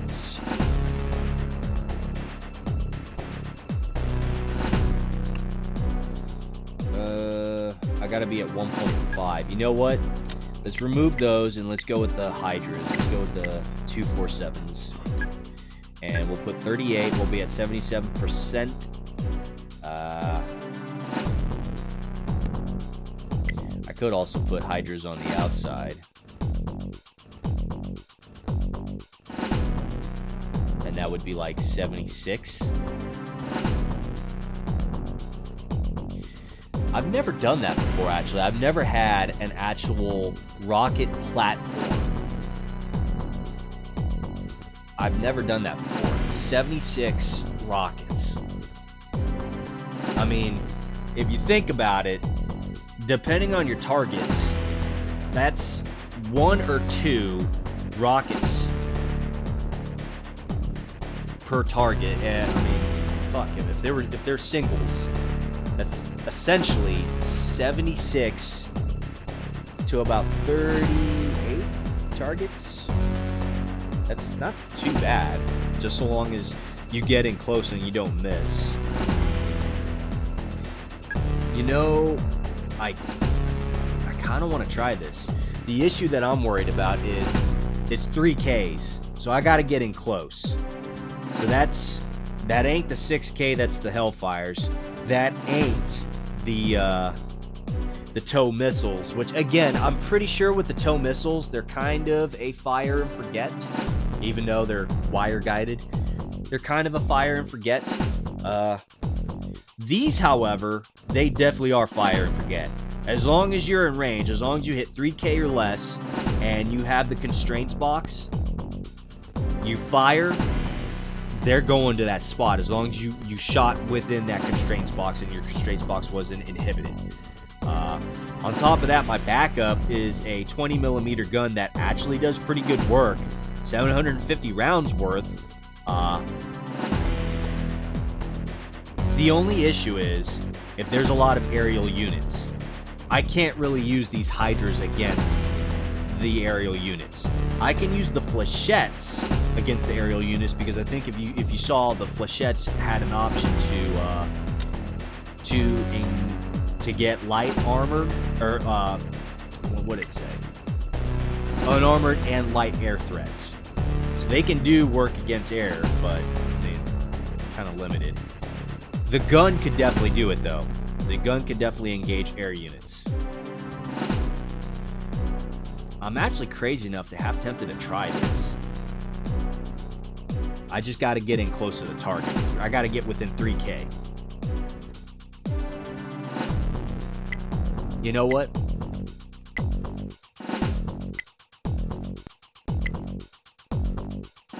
Ooh, well, no, because then I'd have 38, wouldn't I? I would then have 30. Well, let me see. How much does this weigh for me? 90% load. If I do this, I won't have 76 rockets. I'll have 38. But I'll have a gun pod, extra ammo, which means I can use that against stationary ground targets. And then I can save my gun, my actual turret gun, for aerial units. But it's not that often that you have very many aerial units.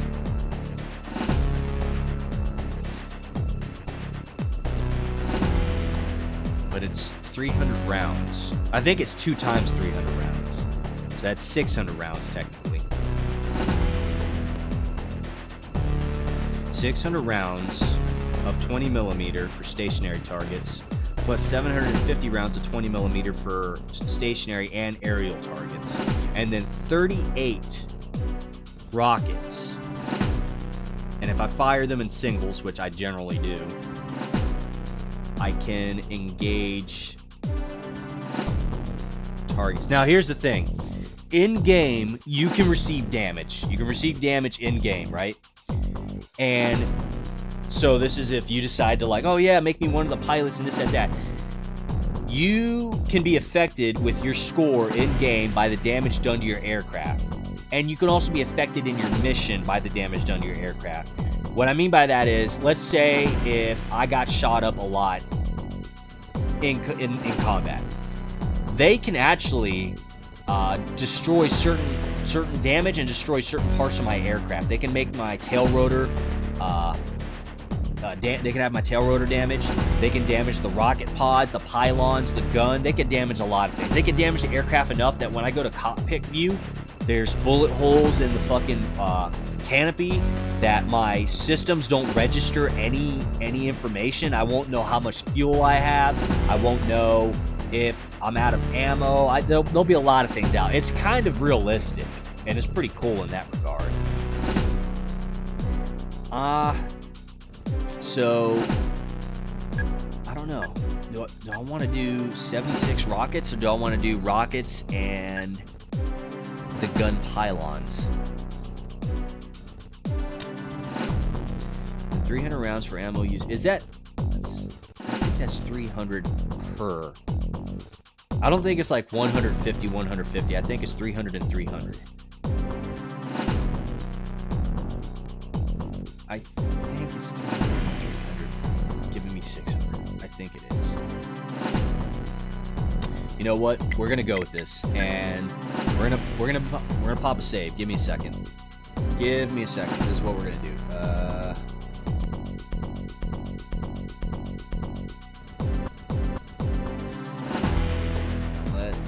Let's pop save. Let's go here, save state, and then this happens whenever you save state.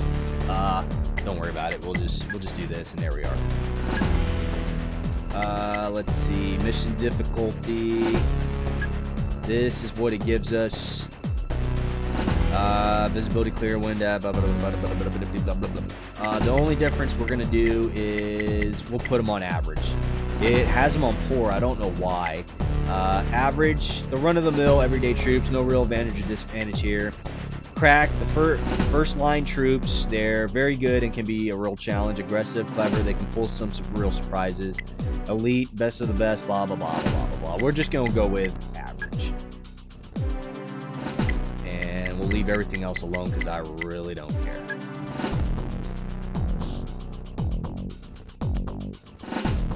And we popped our save. Let's begin mission. Sorry it took so long to get to the actual mission. There's a lot to explain about in this game.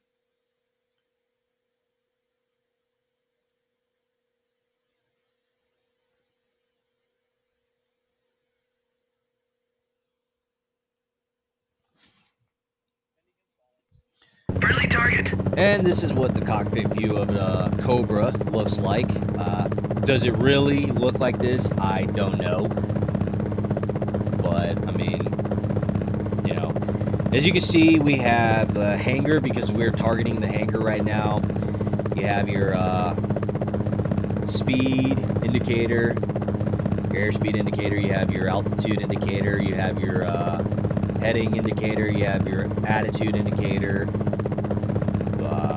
You have your weapons page over there. You can see if I cycle through, there's your 20mm gun pod, and according to this, it's 300 rounds and 300 rounds per gun pod, so it's a total of 600 rounds. Excellent.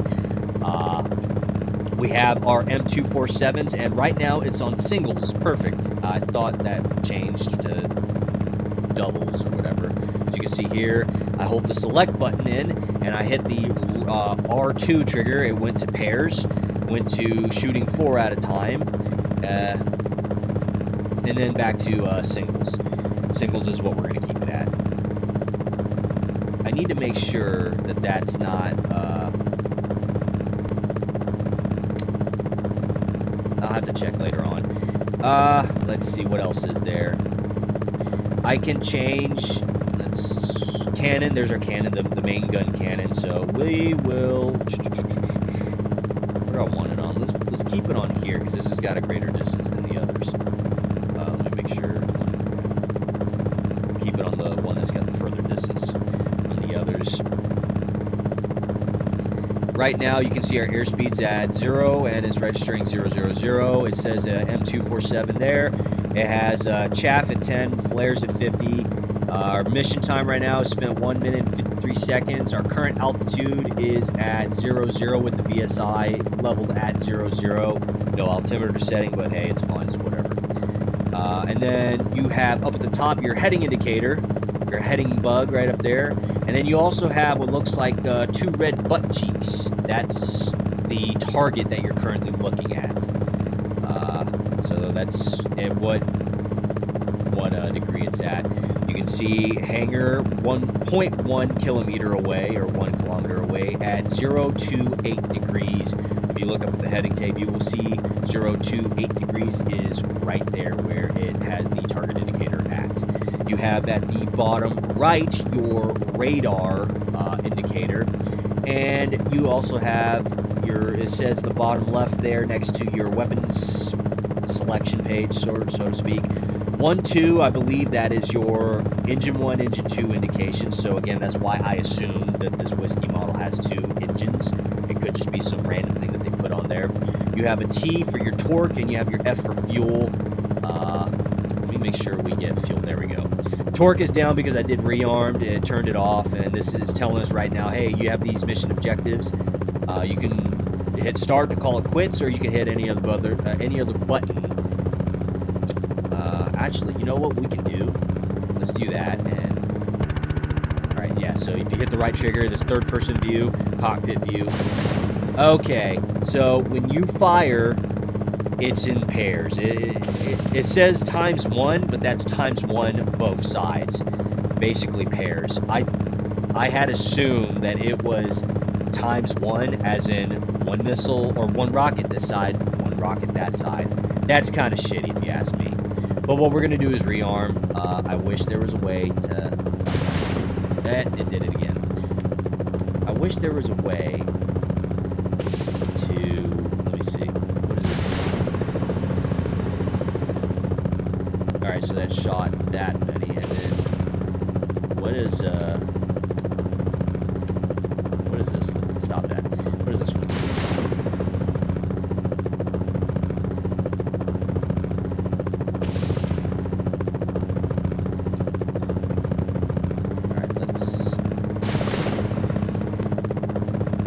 Shoot. Yeah, it did. Okay. Let's rearm.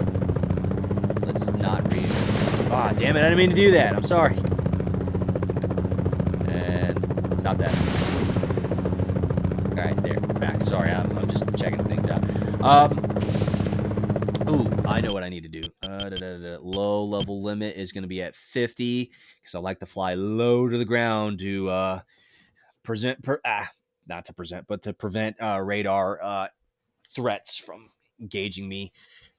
Whereas if you're at high altitude, they'll spot you from a mile away, and they'll got your ass. Salvo size 1. Oh, I can naturally have the salvo. Oh, okay. Just realized that. I don't know why you can do that. You can jettison weapons if you like. I don't know why you would do that. Sound options, abort missions, objectives, bing, bada, boop. All right, let's get off of that page. All right, and then we adjusted it, so now it's at 050 for altitude. Alrighty, let's. Oh, and then you see right here, you can change. So there's my MPD. Now we just went from target to map. Here's your waypoints. Here's your primary objective in case you wanted to know what it was. Here's your secondary objective in case you want to know what it is. Here's your fuel. We're probably going to refuel just before I take off and leave. Cannons at 750. Your 20mm pod at 600. And your M247 Hydra 70 rockets, or Hydra 70 rockets, is at 38. And then you have your indications there. I just don't remember what the fuck those stand for. You have R, IR, L, I think, radar, IR, and laser, I think. I don't know. And then back to that. Let's refuel. Yeah.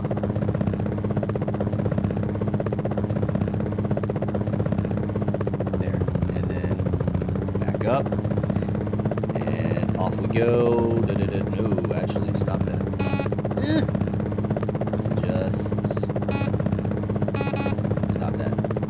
Yeah, it's good enough, I guess. Let's go to our map. Here we are. Primary objectives up north of us. FARP's over there. Secondary's over there. Let's get ourselves situated. And then, of course, you can see over there, Bravo 1. That's our call sign. We're in a Cobra. Fuel's at 99. Cannon, so on and so forth. Get used to seeing this screen because I'm going to be popping the screen up a lot. And off we go. 125 seems to be the standard speed for all the aircraft in this game. Just accept it. Now, I decided to go this way. I don't want to go anywhere near the coast because, again, we can have coastal engagements, and I really don't want to be engaged by anyone in the coast. Let me go to the map.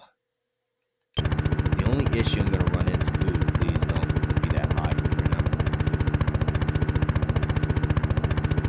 Let's slow ourselves down just a bit. And you'll see me adjusting our altitude a lot. 69, nice. You'll see me adjusting low as possible. I have the low bug at 050 at 50 feet. I like flying NOE. I like flying very... Although this is technically not NOE.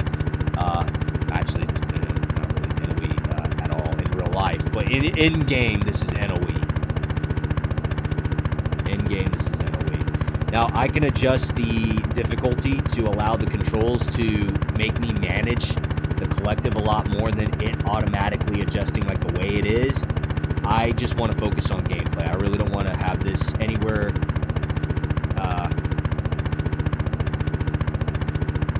time consuming and with the patience that I have for this game for certain things, that is, with adjusting the collective. I have a lot of other things to focus on.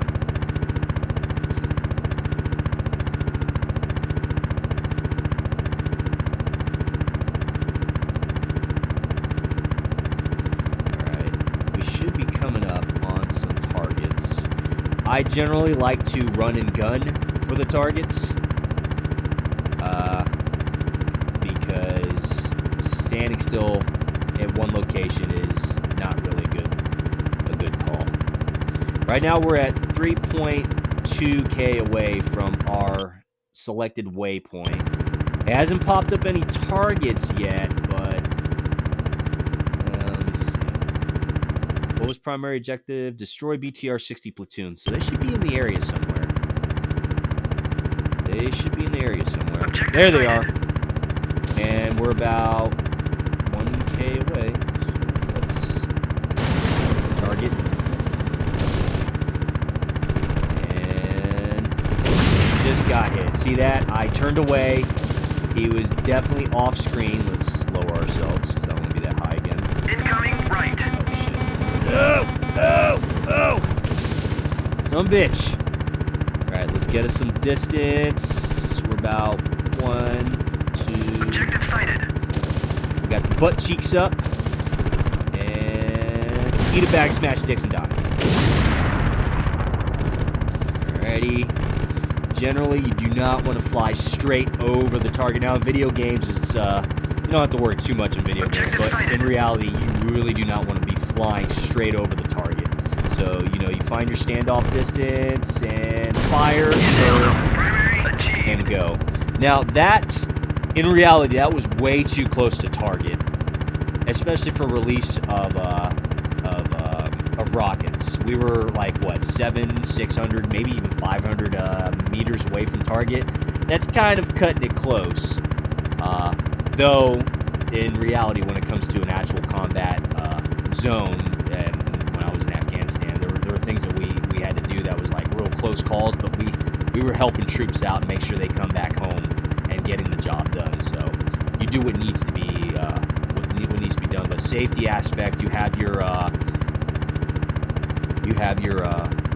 standoff distances that you'll come up with. Like, all right, do I want to disengage at 500, disengage at 1K, stuff like that. 500 sometimes is a technique, and a lot of people like to choose that. So, anyways, we just completed that. We have 76% of fuel left, 750 rounds, 600 times. Let me see. We 76. You know what? Let's head back to base, refuel, rearm, refuel, and we'll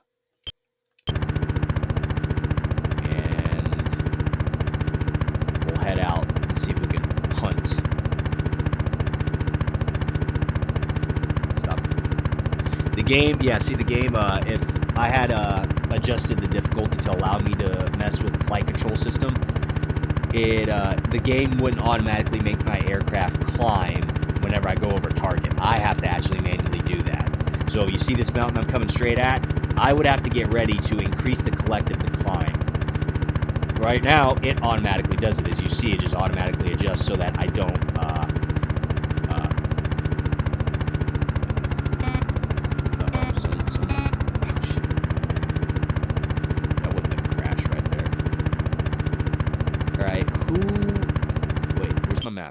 Who the fuck? Oh, these motherfuckers try to get me? How much fuel do I have? 71%? Alright, we're gonna go kill before we go rearm refuel. I got 16 rockets left. I still have gun pod. I still have 700. So the only thing I got is the fuel. So right now, let's... No, don't climb. Stop that. Stop that. You climb, you become a better target. Keep it low. Keep it low. 60, that's fine. That's fine. Alright, where the fuck you at? You were over here somewhere. Saw it on the map. You're over here. There's like 3 of you. And looking at the map, it looks like we have artillery, maybe a towed gun. We have 2 light armor targets, I think. Let's see who comes up. Who comes up on radar first? Who comes up on radar first? What we got over here? Coming up on somebody.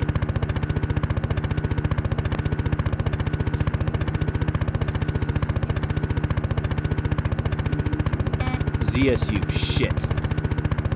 Shit. Let's lower ourselves, let's drop ourselves. Stop that, stop climbing, you become a better target for this motherfucker. Shit. I fucked up.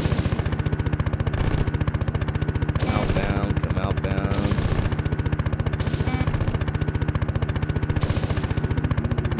Let's turn inbound. And see, the thing is with these rockets, you have to adjust your airspeed. There. Got it. Smoke 1 ZSU. Alright, who's next? We have those 2 targets. Now, take note, your mission time is also a factor. Alright, let's get our gun pod, actually. I want the gun pod for these infantry troops. Now, the gun pod aimed at the target, even though they're supposed to be fixed. It's a video game, alright, so just bear with it. Yeah, so we'll use the gun pod on those guys because they were light armor and... Incoming left. Wait, what? Oh my god! Stop climbing! Let's go to the rockets, please. Stop climbing, because you become a target. Stop climbing. E11. Fuck!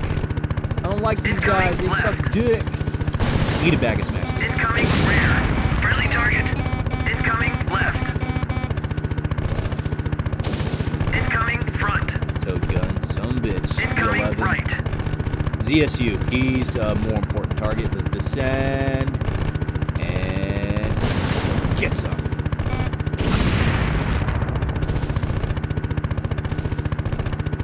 E11.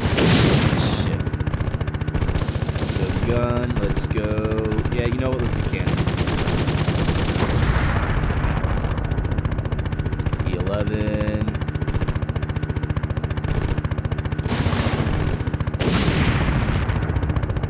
Alright, now who else? Wait a minute, there's somebody else over here.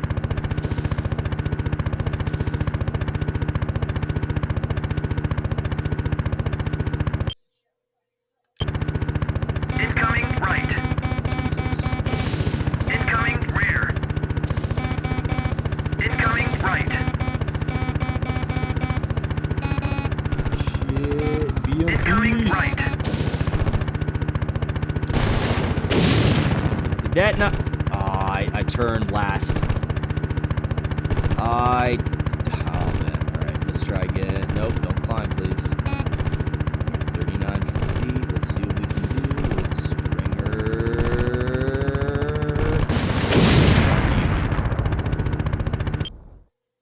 Okay. I was gonna say the time limit in this game is also a factor. So you can kill all the people that you want, but if you take too long, you'll be berated for that shit. They're gonna be like, hey, why'd you take forever doing that? You took too much time to do what needs to be done. Generally speaking, they want you to go under 30 minutes, and sometimes I'll get to that. Friendly target. Alright, we don't want to target friendlies, but it automatically targets friendlies. Should be somebody over here somewhere.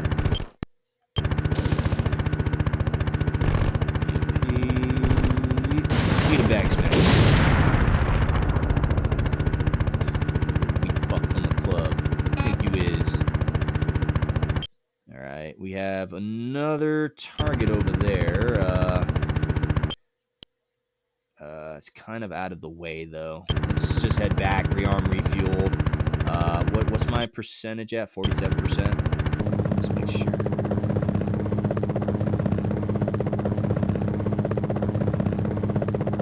Yeah, 46.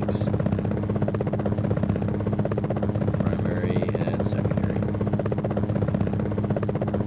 This is not really how you would fly in the aircraft. I mean, generally you would. This is how it kind of looks like. It's not giving us the option to look at the upper part of the canopy. More likely it'd be something like this, you know.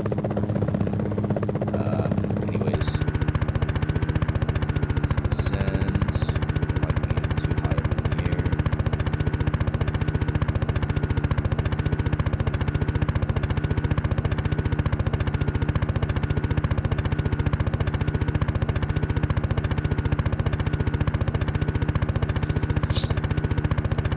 That's what that shit looks like.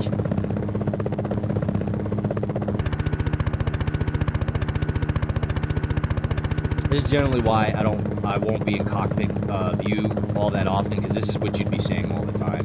Because anywhere and everywhere I'd be going is going to be like 125 knots.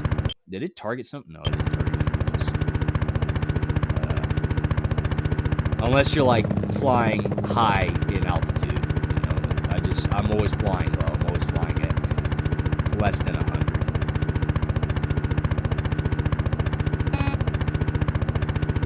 Target.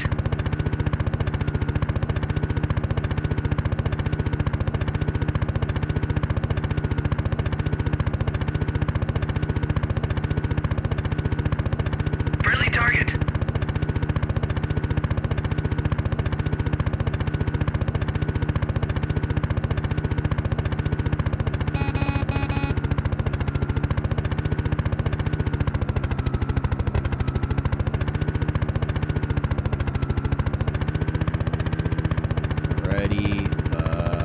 Map, select, secondary objective selected, destroy mobile scud site. Alright, now this one's going to be tough. Okay. Nope, don't do that. Should have hit canceled. There. Friendly target. Onward.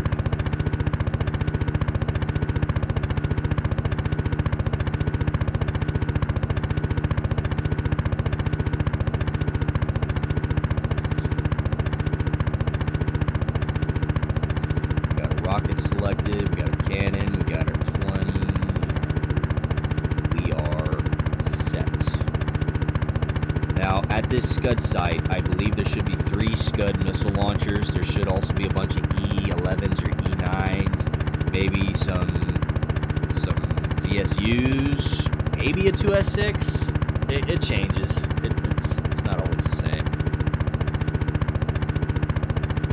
Because sometimes the training mission will have you at night. Sometimes it'll have you early morning, early mid-afternoon. It just changes. Sometimes the targets are different.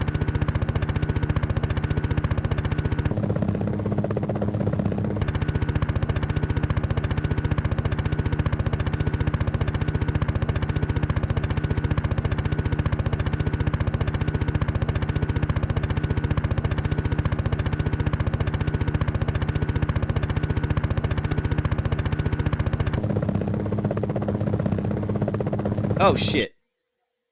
I just saw it on Oh, it wouldn't let me target it because I was so low to the ground? Come on, that's horseshit.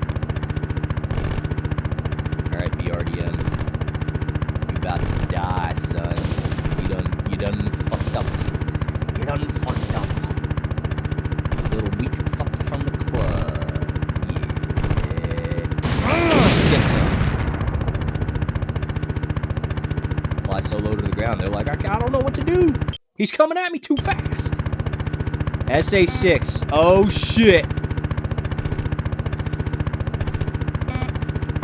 Oh, he was trying. You saw that? He was trying. I got something for you. Don't you worry about it. Get some!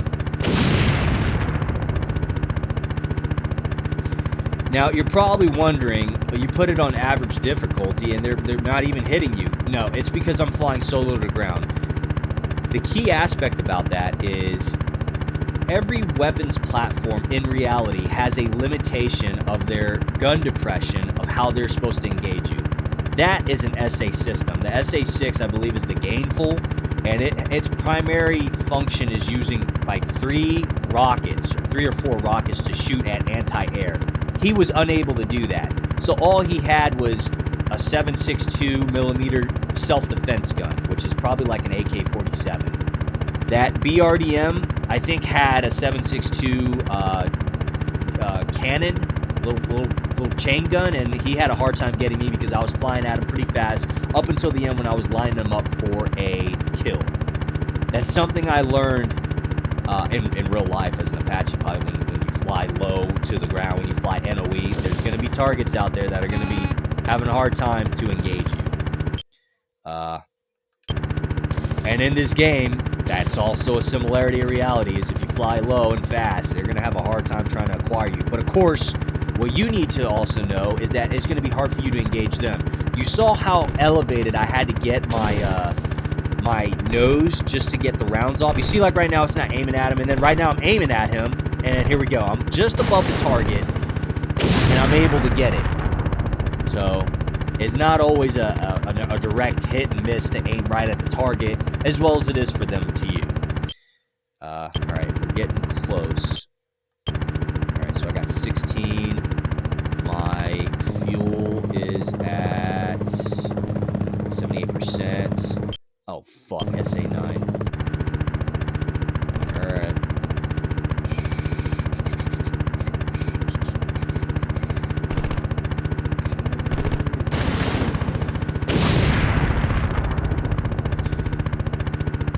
I always freak out whenever it's an SA system, because SA systems are supposed to be, like, those are surface air. They're gonna shoot you if you're an air target, and I'm like, oh fuck, it's an SA. They're gonna shoot me. Anti-air. Oh shit. I always freak out over those fucks. Who the hell's trying to... Huh. Alright, it's probably the guys over the ravine here. Or over this little mound. Stop climbing. I don't need you to be up there. Oh, they're shooting. Enemy chopper. There they are. That's all of them. Look at it. Look at it. Look at this fucking horse shit. Objective sighted. Look at it. Look at this fucking garbage. Shit. Alright, let's circumnavigate. Who the fuck is this? An SA-13? You can suck dick for all I care. Motherfucker. Wait, we took damage. No, we're good. We got hit, but... Wait, are we? Yeah. We got hit, but... Alright, 14. Where we at? Secondary scud. E11. Oh, man. I got something for you.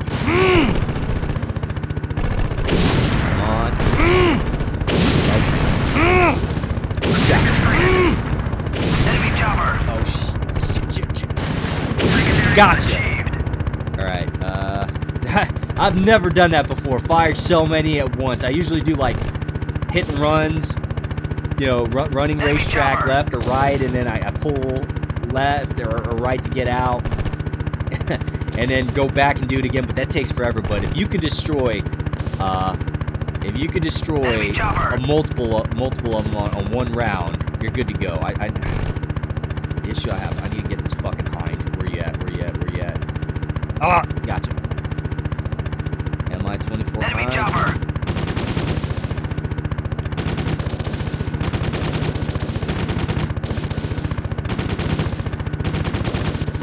Got him. Smoked one aerial unit. Grand Slam, motherfuckers.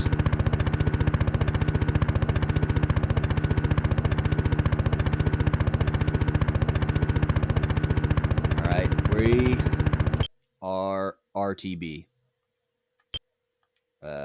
Cancel. Return to base. Alright, good mission. Now, if we wanted to, I can spend more time searching for any and all targets out there and just start shooting anybody and everybody. And I have done that before, but it just takes more time away from you guys as the viewers, and we just want to get to the next mission and get promoted and get ribbons, awards, decorations, and all that other shit. You could, if you want, in this training mission, go after anyone and everyone. I think I've done that before to a certain extent. We do have one target known for sure over to the north. You see right there at the what is that? The 14-15 at 10 line. There's I'm pretty sure there's also some littoral targets out there.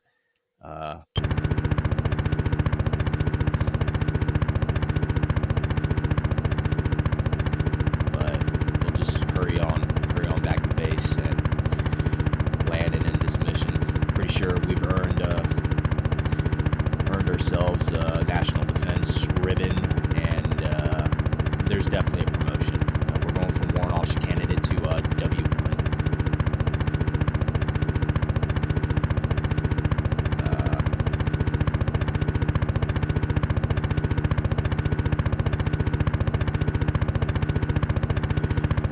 And they're most definitely going to tell us that you took too long on that mission. Try to shorten your flight time.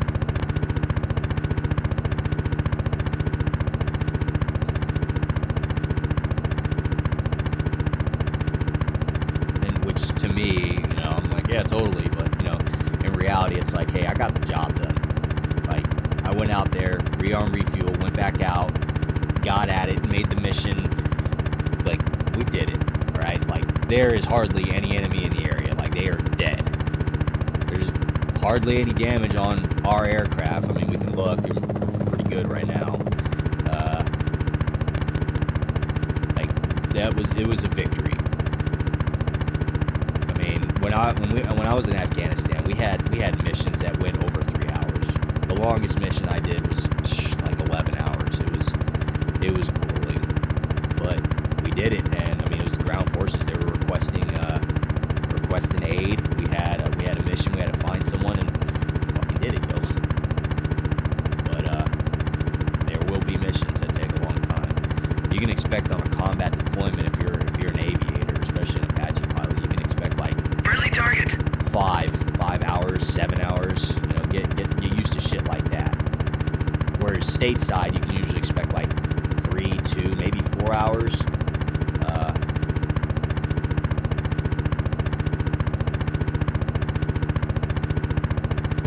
Friendly target.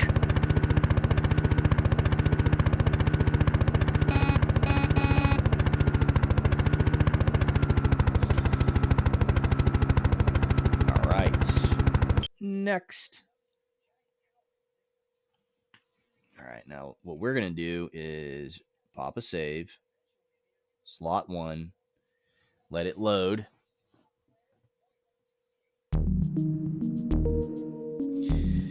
Let me check if we're still recording.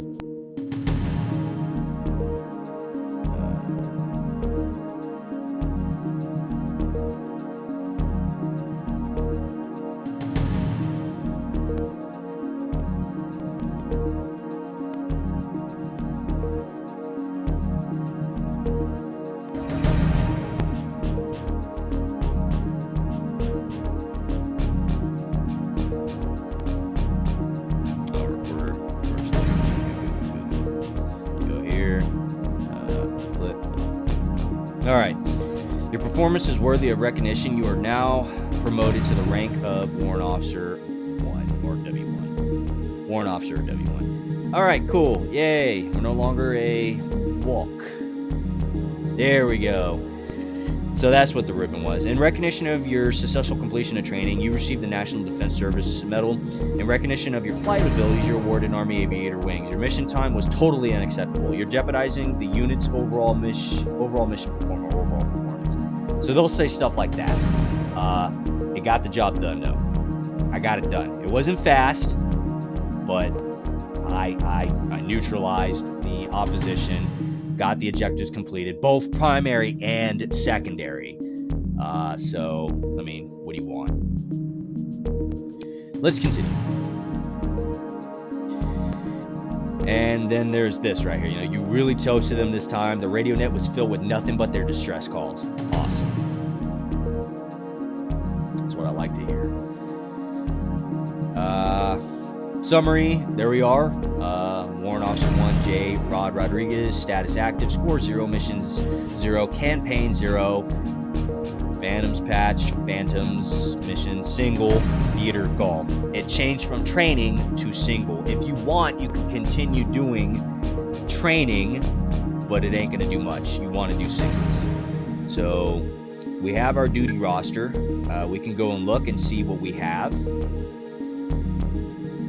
And there we are, right there. There's the rank of Warrant Officer 1. That's what the Warrant Officer 1 rank looks like. It's a single dot, one shot for the dot. And there's our National Defense ribbon. There we are. Let's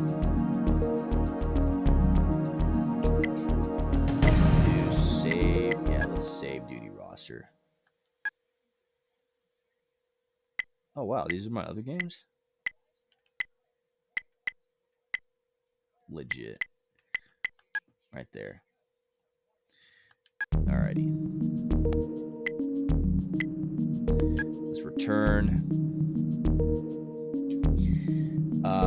Let's go to mission type, and as you can see, they automatically put you to the next. After review based upon your current flight status, the following mission types are currently open for your selection. Completed training, you can go back to training and do it again like I said, but I don't know why you would. And then there is single mission. So we have that. Select that. I'm gonna go ahead and stop the video here and check if the video actually recorded, and we will come back here real soon. I just gotta, again, like I said, check the video, and I gotta go take a piss and have something to eat and drink. But I'll see you guys here in a bit.